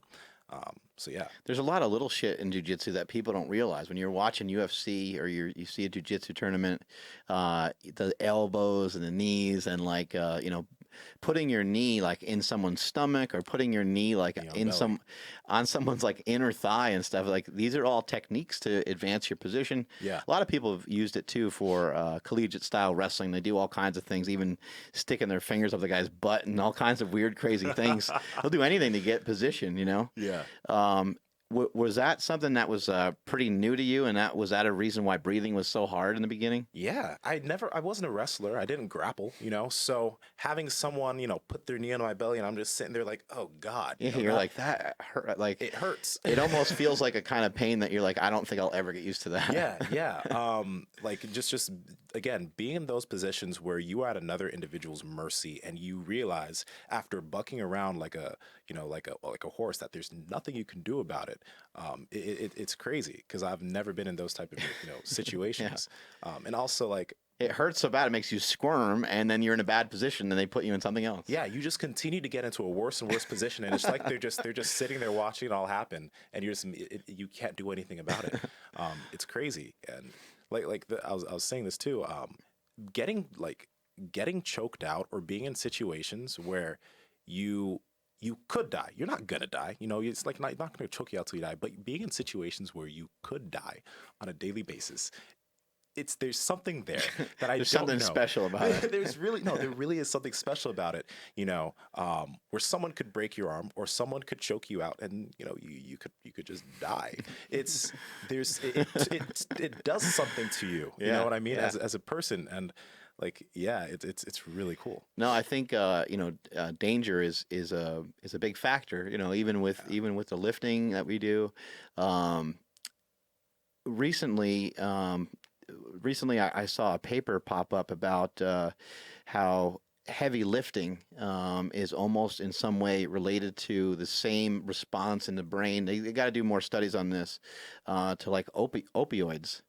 And I found that to be fascinating. Then I heard just the other day somebody said, and again, I'm not giving out prescriptions, but there's got to be more information about all this stuff. But somebody said they helped cure their own bipolar disorder with the carnivore diet. And it's just like, holy shit. But it really makes a lot of sense that the physical activity that we do and the foods that we ingest can have a huge impact on our lives. Yeah. And what you're talking about, getting yourself in these dangerous, compromising positions, I think for some weird reason, when it comes to powerlifting, there's something in all of us that was always there that is drawn to this level of like compression. Getting a lot of air in your system and just holding it in and building up a lot of pressure in the system, like that's like a thing. Yeah. I don't know what the fuck it is, but it's definitely like a thing. And you go and you do something and you almost close your eyes, almost pass out from it. Yeah. And then you do it and you're like, oh man, I'm better off for doing that. It seems so dumb in some ways, but I think people get similar rushes from a lot of different things, climbing rocks and different things like that. Running. But the pressure that we get in the gym and the pressure that you get from jujitsu, from somebody putting all their weight on your stomach, from somebody choking you out, from being in the bottom of a heavy squat, there's not a lot of other places in the world where you can find those same sensations. We had somebody on the podcast a long time ago who mentioned they like scuba diving for that reason. When they went down, or snorkeling, because they would go down without the scuba gear and they had to hold their breath on their own. They said they fucking loved it. And I was like, maybe that's why I like powerlifting. I never even thought about it. But are we just crazy, or what? No, What the hell's going on with us over here? I've been trying to figure out a reason why, like, we're drawn to that, because you imagine you've had 1,000 pounds on your back before. There's something crazy, like when you go into that bar and you know that this could crush me. If one wrong step and this could crush me. There's something there, as an athlete too, that you just want to challenge it and you want to win. Yeah. Same thing with like BJJ. Like I said, especially what's amazing is like getting in a position where you think you're gonna, you're getting choked out and you're going out, but then you figure out something and then you're just like pop, you get out of it. It's something liberating there where you're just like, I just cheated death, and you're not gonna die. Yes, I get it, but it's just I haven't had anything like that with any other sport I've did. Like powerlifting was close, like having heavy weight on my back. Yeah. But getting choked out isn't what makes me keep coming back. That just sounds kind of weird, but the challenge of it makes me keep going back. Yeah. And with lifting, a lot of times when you pick up a heavy weight and you don't have any balance, you're like, not only was this really heavy to pick up, and does this feel just absolutely terrible, but I don't even have any balance. I'm shaking all over the place. And you're like, well, I'm just going to see how it goes. Yeah. and there you go. You hold your breath and you kind of hope for the best. But yeah, I fell with 1,085, took a big ass spill with that weight. And I've seen other lifters come back from dumping weights and meets, and then they come back and they hit the next squat. What is something that compels you get choked out by somebody kind of repeatedly? You're like, man, this guy, I don't know what it is about this guy, but this guy's got my number, and you're kind of frustrated and the guy keeps kicking your ass. But what is something that compels you to keep going back to that same guy? The fact that they continue to beat me. Because like if you thought about it, like for a street fight, right? Like that would be insane. Like you met some guy like on the street and something got heated and he kicked your ass. Yeah. And you're like, hey man, I'm gonna come back tomorrow and we're gonna fight again. We're gonna say thank you for that. I appreciate it. Yeah. I'll see you tomorrow. Yeah. It sounds like absurd, right? Yeah, it does. But it's that whole idea of progression. If this person's continuing to just beat you and beat you and beat you, they know certain things that you don't. And like I've had situations like that from a white belt where I was continuing to get beat by a certain individual, and then I tap them once, then I tap them twice, and then they don't tap me anymore. And now we're actually having a match here. That's just natural progression, and it's just like I'm trying to figure out, like, yeah, you could do that with boxing, except like getting punched is a little bit more different than getting choked. But with this, it's obviously non-impact. So yeah, you're in danger, but it's a danger that you can continue to look in the eye day after day, and sooner or later, you beat that person. You're like, dang, like Cassio, I wasn't expecting to even, like, he was getting me, but I was able to escape from certain positions. And when I escaped, I was like, oh snap, I escaped Cassio wear next armbar. That's insane, But like before, when he used to roll with me in the past, first off, I knew he was going easy on me, and he would just get these things like clockwork. And now it's harder. He'll still tap me, but I can see it's a little bit harder for him to tap me. So I know that I'm progressing. I know I'm becoming a better athlete. I'm becoming a better martial artist. But I have to, if that scared me, I wouldn't progress. I have to continue to tackle that danger every single day. Yeah. It's interesting, because the guy is like physically kicking your ass, but then you want to progress, you want to continue to get better. Has there been some people in the class that are completely unassuming, and they've tapped you out, like especially in the beginning, like some 80-year-old dude or somebody who's just like really tiny, or you're just like there's no way this guy's gonna get me, and sure enough, he demoralizes your ass. No, he actually teaches Cassio school in Roseville. His name's Darren Figgins. He's like this He's like this 58, 60-year-old white guy. Computer programmer or some shit. Honestly, he just has a beard and some, gray and black hair, and he'll just like walk like this. And Dude, could you imagine though? Could you imagine like you get into a fight with that guy? Yeah. You know what I mean? Like you're like fuck you, and you look at him and you're like, okay, yeah, we're going. And you he go to just throw a jumps on your punch, back and chokes you out. Yeah. Seriously, Makes you look like a bitch. No, he's tapped me out before too. And I was like, what? This isn't okay. This isn't right. I can't be. This is embarrassing. Look at me. Look at you. But that's the thing. At the end of the day, it comes down to knowing what you're doing, having good technique, being strong is a plus. But technique, I'd say, is more important than strength. Although strength is going to definitely just increase your athletic prowess in the sport. Yeah, well, also too the Yeah, it's Darren. That's crazy. You found it. That's Darren Figgins right there. Oh, that's man. awesome. Yeah. When it comes to powerlifting, you're a little different than everybody. I've seen you kind of go off on your own. There's times where I look at you and I'm just like, the fuck is that guy doing? You're just sitting there and just fucking staring off, or sometimes your eyes are even closed. But meanwhile, 750 pounds is loaded on the bar. The fuck are you doing? Yeah. So at that time, like, I'm not thinking about anything. Whenever I train, I try to and you were one of the big reasons that I do this. Like, I try to make every single rep replicatable so that I don't have to think. If I don't have to think, then it becomes second nature. And if it's second nature, then I know I can approach any single weight, do the same thing, and no matter what, it's going to move. So I've kind of had that, before I get in front of or under a really, really heavy load, I'll relax. It's kind of opposite to a lot of people. They'll tense up and get really tight. I'll just try to relax and clear everything and just think about just darkness. Just nothing. And then I'll open my eyes, and you've seen this. I'll open my eyes, go to the bar, rip it off, put it down, go.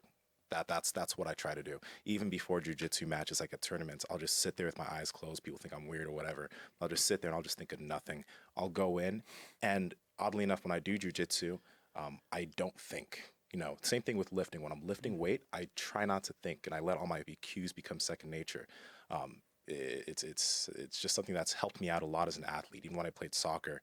And I actually, looking back at it, it's because of what my soccer coach, I had him for like 4 or 5 years. He would have us sit in the field in the circle as a team, and he would have us visualize what we were doing on the field. So we'd close our eyes, and he'd be like, Nsima, you're going to be passing the ball to Conti in midfield. Conti, you're going to pass it back to Mills. He'd just describe things, and we'd sit there and we'd think, and we'd just meditate. And from there, that's when all these things, I started doing that as an athlete, and it's helped me out a lot.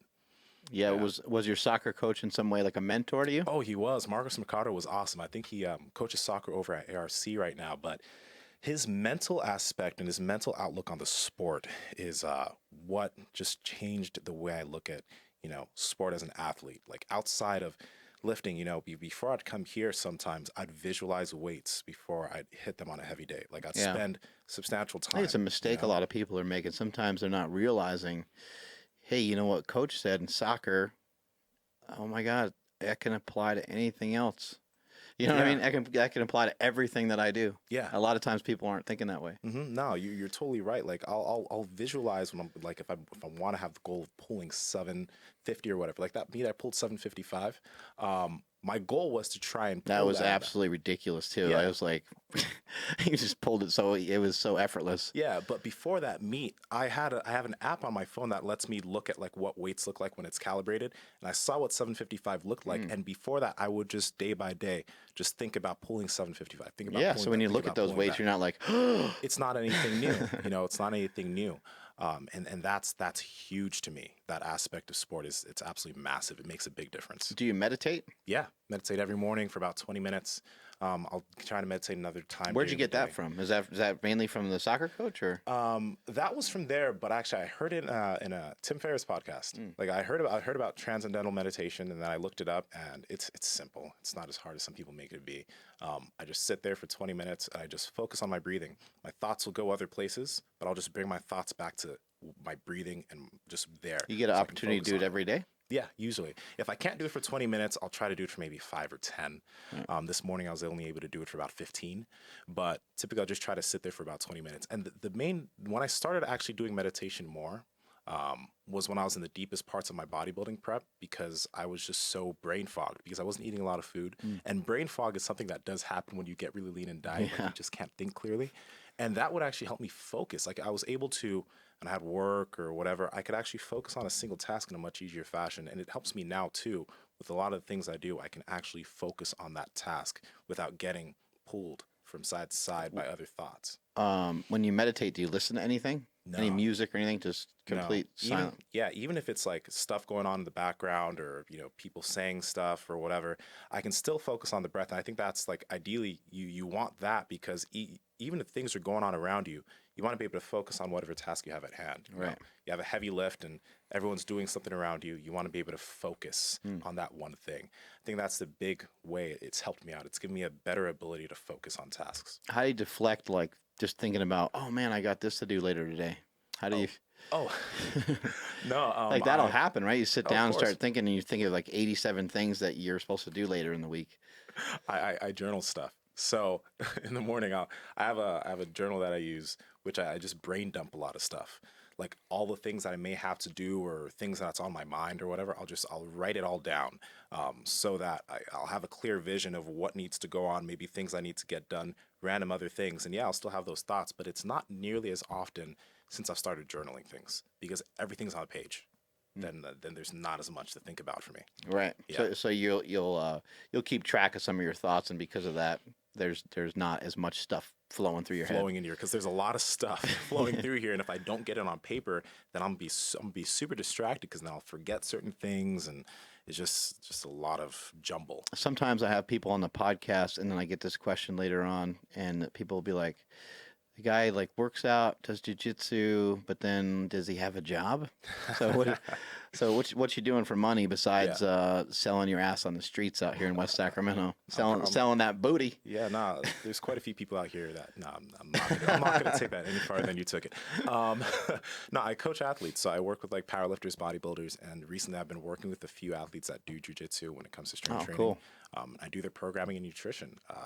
I like that. That's all I do. Online working, or online coaching, as people call it now. Yeah. So, do you get an opportunity to work with people in person as well, or mainly it's just through email correspondence, phone calls, text messages? I have one guy that actually comes in. He's starting to train. His name is Marcel. I used to train people in person. Personal training was my job before online coaching. My online business got bigger. And the main issue that I had with that at that time was that, you know, either people would text me right before and wouldn't show up, or personal training can be very tough. It can be. And I wasn't the type of person, like, I knew that there was an opportunity like group training. But at that time, I wasn't someone who could just focus on a bunch of people at once. So you're pretty calm too, and a lot of times people that succeed in a group training setting, a lot of times they're cheering for the guy, rah rah, like, I can't really picture you doing a ton of that. Yeah. So when I was personal training, that's when I also started working with a few people online, and the way I built that was I've had a few friends, and I was like, yo, let me do your programming, let me do your stuff, let me just do it for free, and let me handle all that for you. And they're like, okay, cool. Because I wanted to test the waters and see what I could do, what kind of things weren't going to be possible, what kind of things I had to, things I didn't think I'd deal with that I'd have to deal with. So before I ever started charging anybody for coaching, I did it for free for like a few months, quite a few months, before I was like, okay, this is going to work. And then I started actually working with people and marketing that as something that I do. You mentioned when you were young that you had a lot of energy, but you also mentioned something about depression. Yeah. Has that come and gone over the years, or is it pretty much doesn't hit you anymore, or what's the deal with it? I think I don't think necessarily that when I was young, that slump was a depressed state. How old were you? I was like 12 and a half, because that's when I got injured. It's because I wasn't able to do anything. I was just like, I was sad all the time. I started eating a lot, more than I needed to. I started not wanting to hang out with people as much. Even my best friend, Brian, I wouldn't talk to him at all. I was just like... This is where it's so important to have parents, that care. Yeah. It really is, because you should be able to recognize that kind of stuff in your kid. Maybe you won't recognize something happens on one day or 2 days or whatever, but if something's kind of reoccurring, that's when you're like, something's going on with this guy. Yeah. No, just focus wasn't where it needed to be anymore. Even school, just everything was just down until I was able to start doing something again. Nowadays, I'll still have like times where I feel like I'm in a slump, Yeah. right? Like a week where I'm just feeling low energy. Isn't that weird? What is some of that? I can't say like Because other days you have a day where like just you get in your car and your favorite song is on and like go. everything just worked out. Like you feel great. You're all fired up. You're super motivated to train. You're excited to see your friends. You're excited about you're just excited about everything. Everything is heading in the right direction. Yeah. Then there's the other days that are complete opposite of that. You just feel like you're in a slump. And it happens, but I wouldn't call that depression. I would call that a slump. One thing that, and it's one of those corny development books, but I think it was something that helped me out a lot and that I found was really awesome. It was a book by Mel Robbins called The 5-Second Rule. I don't know if you ever heard of it. I know who she is. Yeah. Yeah. I've contacted her before to have her on their podcast. We'll get her. Man. We'll get her on the show at some point. I would love to listen to that show because, like, after I listen to that, I'm like, a lot of this makes a lot of sense. It sounds kind of corny, count down in your head and just start moving immediately. Yeah, the 5-second rule. Yeah. Yeah, but as I started to do that more and more, even on those times where I'd have a slump, and I'd open my eyes in the morning, I'd count down for 5 seconds. Before I get out of bed and go, and my day would just be so much better because I would just decisions that I would take a long time to make. I'd think about it. I'd just count. I'd just go. It made such a big difference if it's applied. It made a big difference. Yeah. If not applied, then of course nothing's going to work. Right. But for me, when I was in those situations where motivation isn't high, where I don't want to do something, where I'm not feeling it, that is something that helps me to just get it done, even when I'm not feeling like I want to do it at that moment in time. When we're in fitness, I think that people don't understand how complicated it can be for us at times. I mean, we're very privileged. Yeah. We have privileged lives. I mean, to sit here and be able to podcast for 2 hours and then not have to do some real work, and you're able to program for people kind of on your own time, and you're able to pursue jujitsu and pursue powerlifting and stuff. But there's some things that get a little complicated during the day where, I mean, it could be the smallest thing. Like, I want to eat this, but you're thinking about what you're going to eat. You're thinking about how it lines up with your goals. You start getting all stressed out about it. But if you just take a second to yourself and think about, how does this help? How does this hurt? What am I doing? Then you can reposition yourself and you can start heading in the right direction. And I think that 5-second rule, it really does work. And try that out with emails. Try it out with text. You get a text from somebody that's inflammatory, or an email from someone that's inflammatory. Let not 5 seconds. Let it sit for 24 hours or so. Yeah. So you can because you can't really. I guess what we've been talking about the entire time, through talking about meditation and through talking about getting psyched up for a lift, is not letting your emotions get the worst of you, right? Like people say the best of you, I say the worst of you, because sometimes it can lead you down a road that's not great. And if you send me a text and it comes at me kind of sideways, and I'm like, what's this about? And I just text you back, F you, da da da da. Then what? Then where are we at now? Yeah. Like what happened? I can look at it and I can say, you know what? I'm gonna let that sit. And then maybe later tonight I'll read it and be like, oh, he's probably upset because I said this on the podcast. Maybe I said something that upset him. I'm gonna give him a call. Yeah. What a huge difference that is, rather than us having this miscommunication, and then we got to set up a wrestling match here at Super Training Gym. Yeah. Which I would win, by the way, because I would cheat. I would hit him with a chair, and his jiu-jitsu wouldn't matter as much. And I'd be the ref. I'd be super lopsided. It really wouldn't. Foreign objects.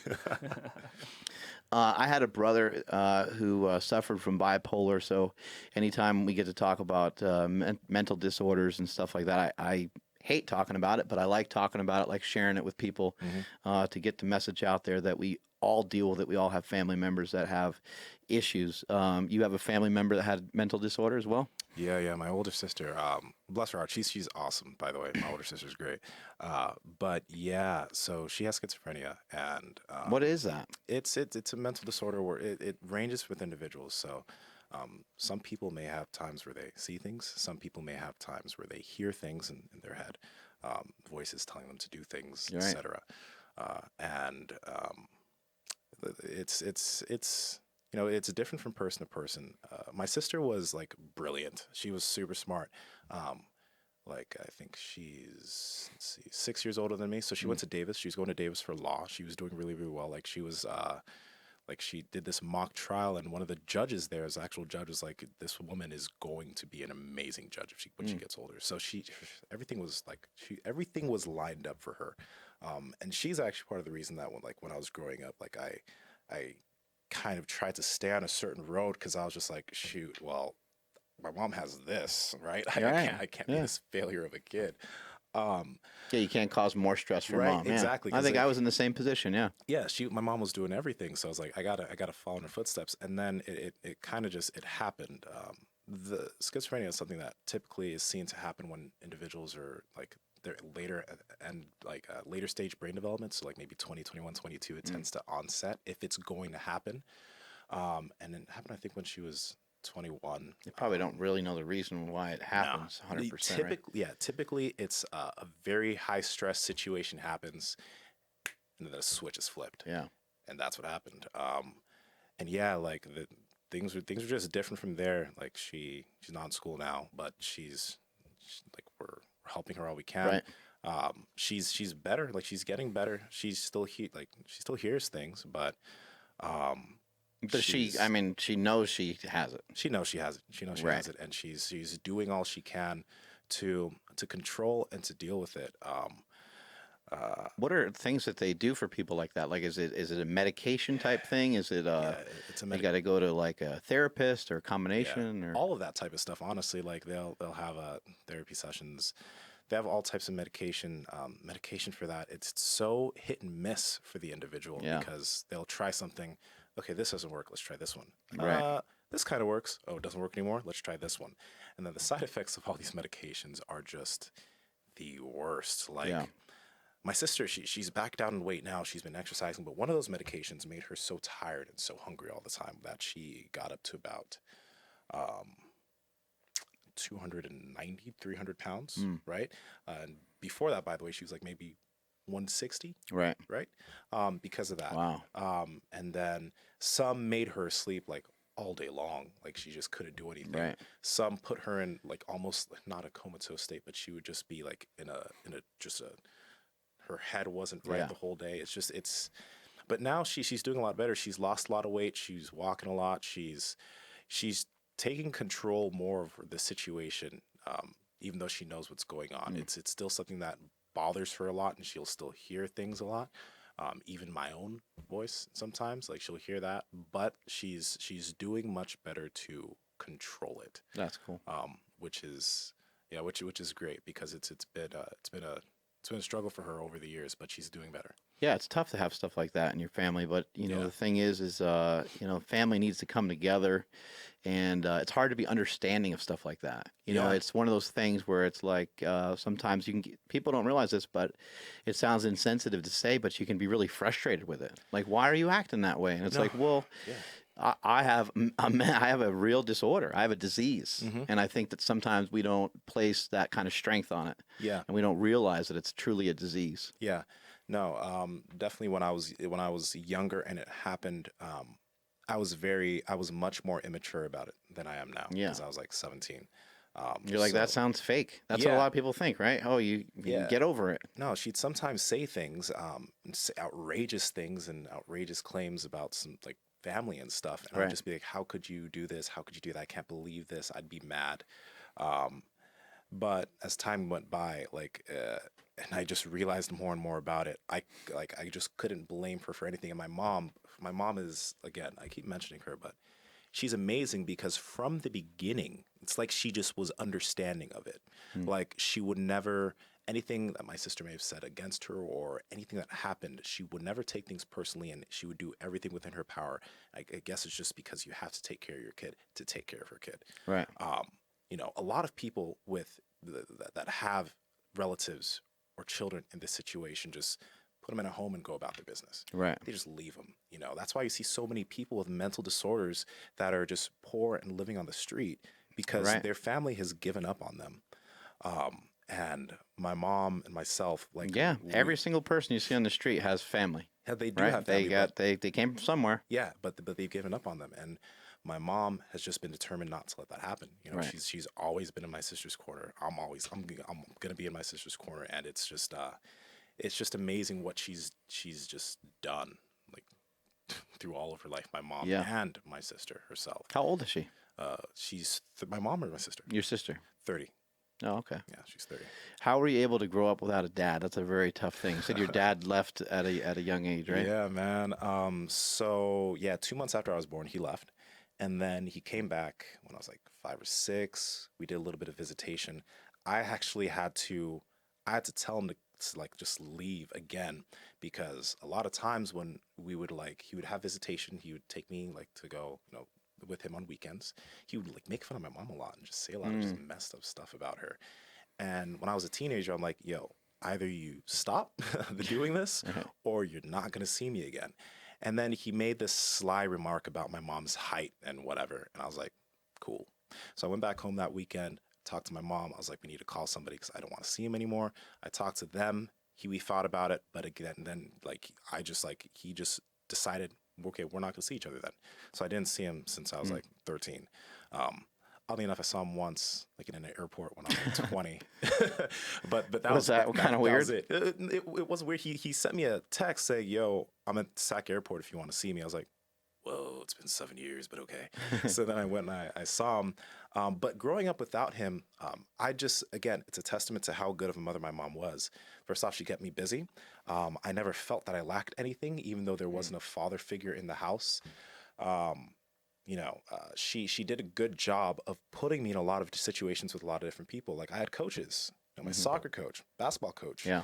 I had all these people that were able to, input wisdom into my life that just wasn't just only coming from her. And then I was just able to see how hard she worked, because like quite literally, I don't think she's been on a vacation. Just period. Period. No, seriously. Yeah. And that's not a joke. She has never like gone, to like to Maui or just done something for herself, because of just all the time she spent raising her kids. And that's why like I just knew I lacked nothing. I don't. At the same token, I don't hold any resentment for my dad. There's still love in my heart for him, because that's my father. Right. Even though he wasn't there, right? If we are ever to talk or anything, I wouldn't bring up the past. I just want to see how he's doing and move forward with him, because again, that's just my dad. How are you able to do that? Are you religious, spiritual in some way, or? Yeah, I'm Christian, which I think honestly has helped me hold morally. Things together. It's Yeah. helped hold things together for me. Yes, but it was also my mom, because.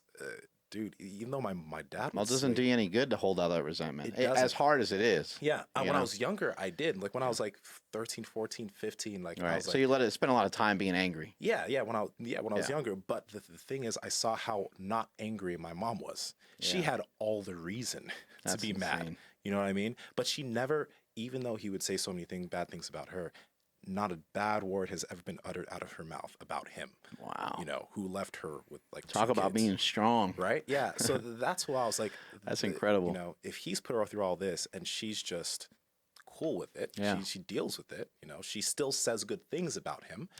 There's no reason that I need to resent this man for anything. Right. If anything, I should be like, if ever I meet him again, which I probably will, I'm not going to hold it against him. Right. It's just we're just going to move forward. You never had a conversation with him like, I hey, actually. like, where the hell have you been? No, I have. He's in Nigeria right now, with family there. I've talked to him on WhatsApp before. Message app, because WhatsApp, so he can use that over there. Yeah. So yeah, I've done that. But again, it's like there's no hate for him in my heart. Like I know what he did, and it's a great example for what I'm not gonna do. But at the same time, like even when I say it, it still surprises me sometimes that I really don't hate the dude. Yeah. Like there's like I don't, and I could easily, but I don't. Yeah. Yeah. C.T. Fletcher, growing up with his dad was abusive. He's quite different situation. He spent many, many years, waiting for his dad to like apologize. And CT had all these different things happen over and over again. His dad was really sick. CT got really, all these different things have happened. Yeah. CT finally went to him, and and CT just said, you know what, I'm just going to go the complete opposite. So he went to his dad and he apologized. He said, Dad, I just want to apologize for having so much hate in my heart for you for so long. And they hugged, and that was it. And he's like, man, I wish I would have done that 50 years ago, you know, or 30 years ago, because maybe I wouldn't be getting a heart transplant. Yeah. You know, he just had all that weight on him, all those years, all that hatred. And it doesn't really matter the situation, how bad it is, the severity of it, but you got to try to let some shit go. Yeah, seriously. I think that situation, I don't hold things against people anymore. Like even situations where I've had bad situations with individuals, it's just like I just move past it. You know, I think that's helped out a lot. You know, Otherwise, you're just like everybody else. You're just stuck. Yeah. Like, you're literally just stuck on all these different points that you've been stuck and hung up on forever. Yeah. That's like I think it's pretty huge that, you know, we have control of so many things, and the big thing that we have control about is ourselves and the way we look at certain situations. It's been really important for me to be able to if I ever get in a bad situation with somebody, to be able to control myself and how I act towards them. So even if I feel a certain way, I don't like let them see that from me. Right. You know, because that can, you know, like let's say we get in, not everybody's get in an deserving argument, of seeing all that. right? Yeah, and it takes a lot of energy too. But I'm not saying I'm perfect, that there have been times that I've never been angry or whatever. Right. But I think just by understanding that I can control my emotions, and even if someone ticks me off, I can control that type of thing. I think it's just that understanding has just made me that much better with being able to deal with people. What are you passionate about? Obviously, fitness, jujitsu, but a big thing is for me is just control of the self. I really, it really interests me being able to help people become better people. You know what I mean? Through fitness and that stuff, that helps them too. But being like we were talking about, being mindful of your emotions, Right. You know, using tactics to be able to learn how to just, you know, grow when it comes to the way you deal with other people, yourself. That's really interesting to me because it's helped me. I'm so much different of a person right now than, I know it's not saying much, but I'm like 20 years old. 20 to 25. 20-year-old Nsima is much different than 25-year-old Nsima. It's been 5 years. Yeah. But I wouldn't have thought that I'd be who I am and act the way I am right now. I wouldn't have thought that. But it's you know, that's why I'm so curious to see what 25 and 30-year-old Nsima, what the difference is going to be between Right. that. Yeah. No, it's fun to share with people, you know, like basically you feel great. You feel great about powerlifting, bodybuilding, jujitsu, your nutrition, and you want other people to feel it too. Yeah. It's like that simple. Like you're like, wow, these things have made me feel great. I'd love to share that. People, you know, sometimes they'll hop on my Instagram and be like, shut the hell up about the war on carbs, or shut the hell up about this or that. And again, that's all I'm trying to do. Yeah. I feel excited about it. I'm enthusiastic about it. A lot of these things have helped me, and I'm like, wow, this would be cool to have other people feel the same way that I do. Part of the reason why the gym's free. Yeah. Like I've loved powerlifting. I've always known that it was gonna turn into a bigger thing. I still think it has potential to be bigger than it is, but I've always known that it was cool, and I always was like, I just want to figure out ways of showing people how cool it is. I want to figure out ways of showing people how cool and how intellectual and how brilliant a lot of the people that I know are. Yeah. And that's the point of the Power Project, is to showcase people, shed light on people, and show people Stan Efferding is not just some world record breaking monster. He's brilliant. He's a genius. Yeah. You know, a lot of these people they're special people, and you sharing your story today was awesome. I didn't know a lot of those things about you. I knew some of the stuff, but it was an incredible story, and so I really appreciate you sharing that with us today. Yeah, thanks for having me on. It's been awesome. Where can people find you at? Obviously Instagram and YouTube at the Natty Professor. How'd the name pop up? Was that just thrown in everybody's face? Yeah, pretty much. Yeah, it's like if you have Natty in your name, you're not Natty. It's just so funny. But I was sitting on a couch about 4 years ago, and we were trying to think of Instagram names because I was like, let's make a fitness Instagram. And then we thought of the Nutty Professor, and we were like, ooh, the Natty Professor sounds cool. I'm Natty, yeah, cool. Never realized that name would piss so many people off. But yeah, that's how it came up. That's how it came up. What about the centaur? Where'd that Oh, come the centaur. Yo, yeah. In my first show, this dude was like, dude, you have like these centaur legs. Your legs are so huge. I was like, that's dope. I'm going to take that. So yeah, just going by Nsima the centaur Inyang. Nice. Yeah. The I was messing with my phone one day in the gym, and I'm trying to airdrop something to somebody, and I think if I'm remembering this correctly, like Black Panther or something pops up. Is that right? Yeah. And the funniest thing is like just my positioning in the gym where I was. I'm like, Black Panther. I'm like, who in the and I just happened to, right when I looked up, I saw Nsima there. I'm like, that's the Black Panther right there. I'm like, yo, bro, what's up with the Black Panther? Yo, Black Panther's dope. Yeah, so I took that too. Yeah, I think so. Yeah. Did you see the movie? I saw the movie. The movie was great. The movie was great. I saw it 3 times. Oh, did you really? The movie was awesome. I loved it. What are some of your favorite movies? Coming to I really like Coming to America. Oh my man. God, that was great. Like just a couple weeks back, I was sending him all these video clips and pictures of that movie. I love that movie too. It's great. The Matrix. Honestly, I think The Matrix is my favorite. First off, that one movie and the trilogy, just because of the whole idea of that movie. Have you seen the trilogy? I have. Yeah. It's just like, I love The Matrix. that's like where one of the saying from Break the Bar is be an anomaly. That's from The Matrix, because Neo was like an anomaly out of the system and all that. So that's that says that on your Instagram, right? Yeah, be an anomaly. That's because of The Matrix. I love that movie. So The Matrix is great. Obviously Black Panther is really awesome. When it comes to favorite, I think that would really be my absolute favorite trilogy, The Matrix. There are a lot of other movies that I like. Who do you look up to? Who are some influencers in your life? Influencers, like in my life right now, or just people I look up to? Yeah, period. Yeah. Yeah. Okay. So The Rock is awesome. Gary Vee is awesome. I really like him, and like this kind of stuff he puts out. He's great. Let's see who else. Who doesn't like The Rock? We gotta find people that don't like The Rock. That's our mission. We gotta find people that don't like The Rock. Yeah. I think everybody loves him. Tim Ferriss is great because of the kind of content he puts out. Yeah, amazing information. Yeah. In terms of like fitness, guys like Nunez, Eric Helms, all those 3D guys, just again, the content that they put out is like just so amazing. What about books? What are some good books that you've read? You mentioned a few already, but like a fitness aside, The 5-Second Rule, Mel Robbins, Tools of Titans by Tim Ferriss. Actually, you were in that book. Yep. I liked that book mainly because it first off, it was showing you exactly what type of habits that some of these people had, which was great because you can just pick up from some of the greats, even if they're not in your life. You can pick that up and see what you can do with that.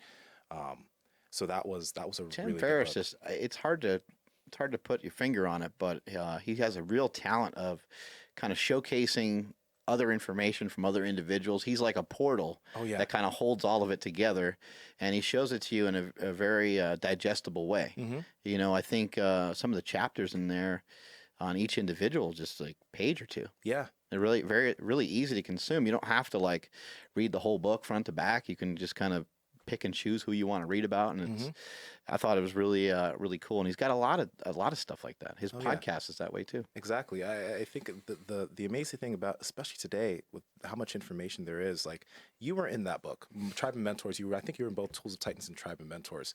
But even if I didn't know you, I could kind of get information from this book from what like the top performers do and try to input that in my life, and it has made a difference. Right. Those are some of the big reasons why I meditate, some of the big reasons why I journal, some of the big reasons why I have some of the habits I have is because I've been able to siphon off what these great people said that they do, see where they're like, okay, a lot of them do this, a lot of them do this. Okay, I should be doing these things. Yeah, and a lot of times you'll find your own niche too. Like you might maybe you don't love writing things down. Maybe you always lose the notepad or the pen. Yeah. Maybe that's not your thing. So maybe you record stuff on your phone. Yeah. You know, I do a lot of audio recording on my phone if I'm going for like a walk and something pops in my head. I'm like, oh, that's a cool idea. Sometimes I'll even say stuff that on my phone, it's totally random thought. It has nothing to do with anything. Yeah. And sometimes I'll go back and listen to it and I'll be like, that was actually really cool. I should actually act on some of that. And sometimes it's just pure garbage. But the point is you should be practicing some of these things and you should be trying some of these things. So it's smart that you're not only reading about it, you're implementing it. You know, that's a crucial factor. Yeah. Anything that you wanna do coming up? Anything in particular? When it comes, you mean like athletically or just in general? How about like business-wise, work-wise? Anything that you want to change or anything you want to try to be heading towards in the next couple years? Yeah, business-wise, like obviously I still want to be working with individuals, but I want to be able to try and have I want to be able to have a little bit more of an impact when it comes outside of the fitness realm, when it comes to helping younger individuals develop. Actually, me and my friend Brian, the childhood friend I have, he works for Caltrans in architecture. So he's 25. He's African descent, young. We're going to be making a podcast called We Don't Know Yet. And the reason why we called it that is because we're developing. We're young dudes. We're doing well in what we're doing, but we're not at the Mark Bell level. We're not there yet, but we want to be there yet. Yeah. And we're figuring out all these things and we're learning all these things that we haven't found out, but we're going to be able to learn, and we can put that information out for other people to learn too. Things that we're figuring out, things that are helping us, things that haven't helped us. And the cool thing about that is because we're still on that journey. Like, you're still obviously getting bigger and bigger on that journey, but you are Mark Bell, right? Like, I'm still like fairly unknown, you know? Yeah, well, it took me another 10 years from where you're at to even remotely start to figure out some of that process. And, you know, I think it's important to tell people that your age doesn't matter a ton, but it's going to play into it just to some extent because it takes time to have all the right experiences for everything to kind of come together. If you look at Stan Efferding is somebody that's accumulated a lot of wealth over the years, accumulated a lot of knowledge. He's 50 years old. He's built things up to an extraordinary level to a point where he had a $2 million mansion in Washington, and he had everything, you know, he had everything going on. Well, then he also kind of lost a lot of that, and he had to downsize. He had to move to Vegas. He had to get a smaller home. He had to sell off. He had a Rolls Royce Phantom. I mean, he had jet skis. I mean, you name it. I've been to that place before, and it was actually really amazing. He had to sell off a lot of these things, and he had to reinvent himself, and he had to keep trying to come back. Then he just follows this dream to be a professional bodybuilder and to be a professional powerlifter, all while his businesses are kind of falling apart. Wow. And he's losing stuff like in the process. He goes and gets his pro card in bodybuilding. He does all the things he wanted to do in powerlifting, breaks all the records he wanted to break, refocuses back on business, invests some money here and there, does decent with a couple things, does not so great with a couple other things. And then he has the cooler. And then people are like, oh, that's a stupid idea. That thing ain't going to work. Ends up on Shark Tank. Yeah. Well, he doesn't end up on Shark Tank. He works very hard and gets himself in a good position to be on Shark Tank. From there, does a little bit of business with Damon John because he was selected on Shark Tank to advance. And now, you know, he seemingly out of nowhere, but he's 50 years old. He's had this long story of being a pro bodybuilder, a pro powerlifter, somebody that's broke records before.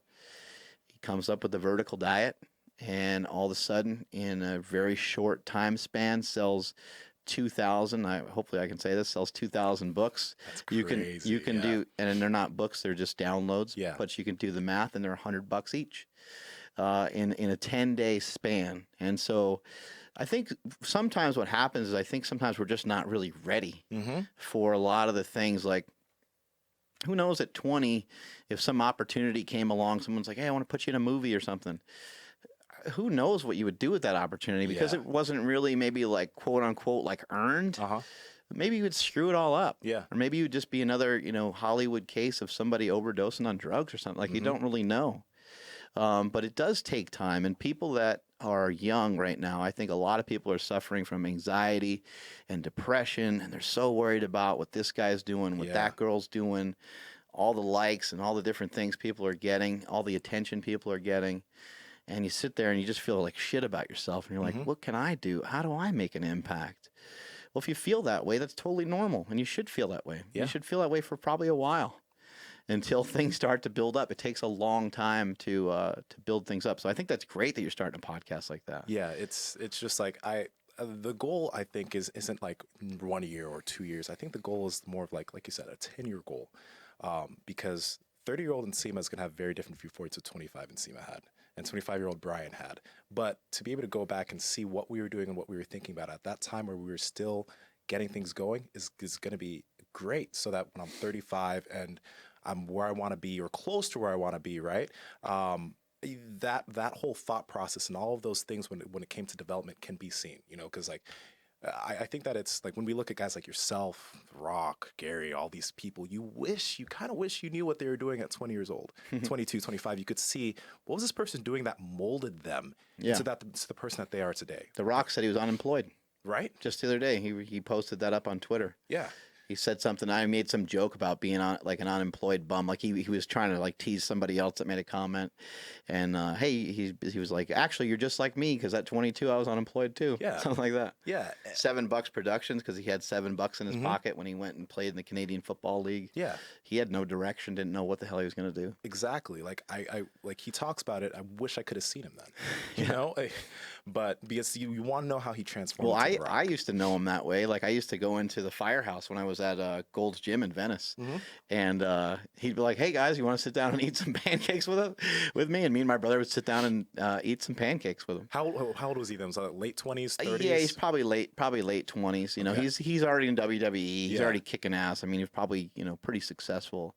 Already at that point, but nowhere near the status he is today.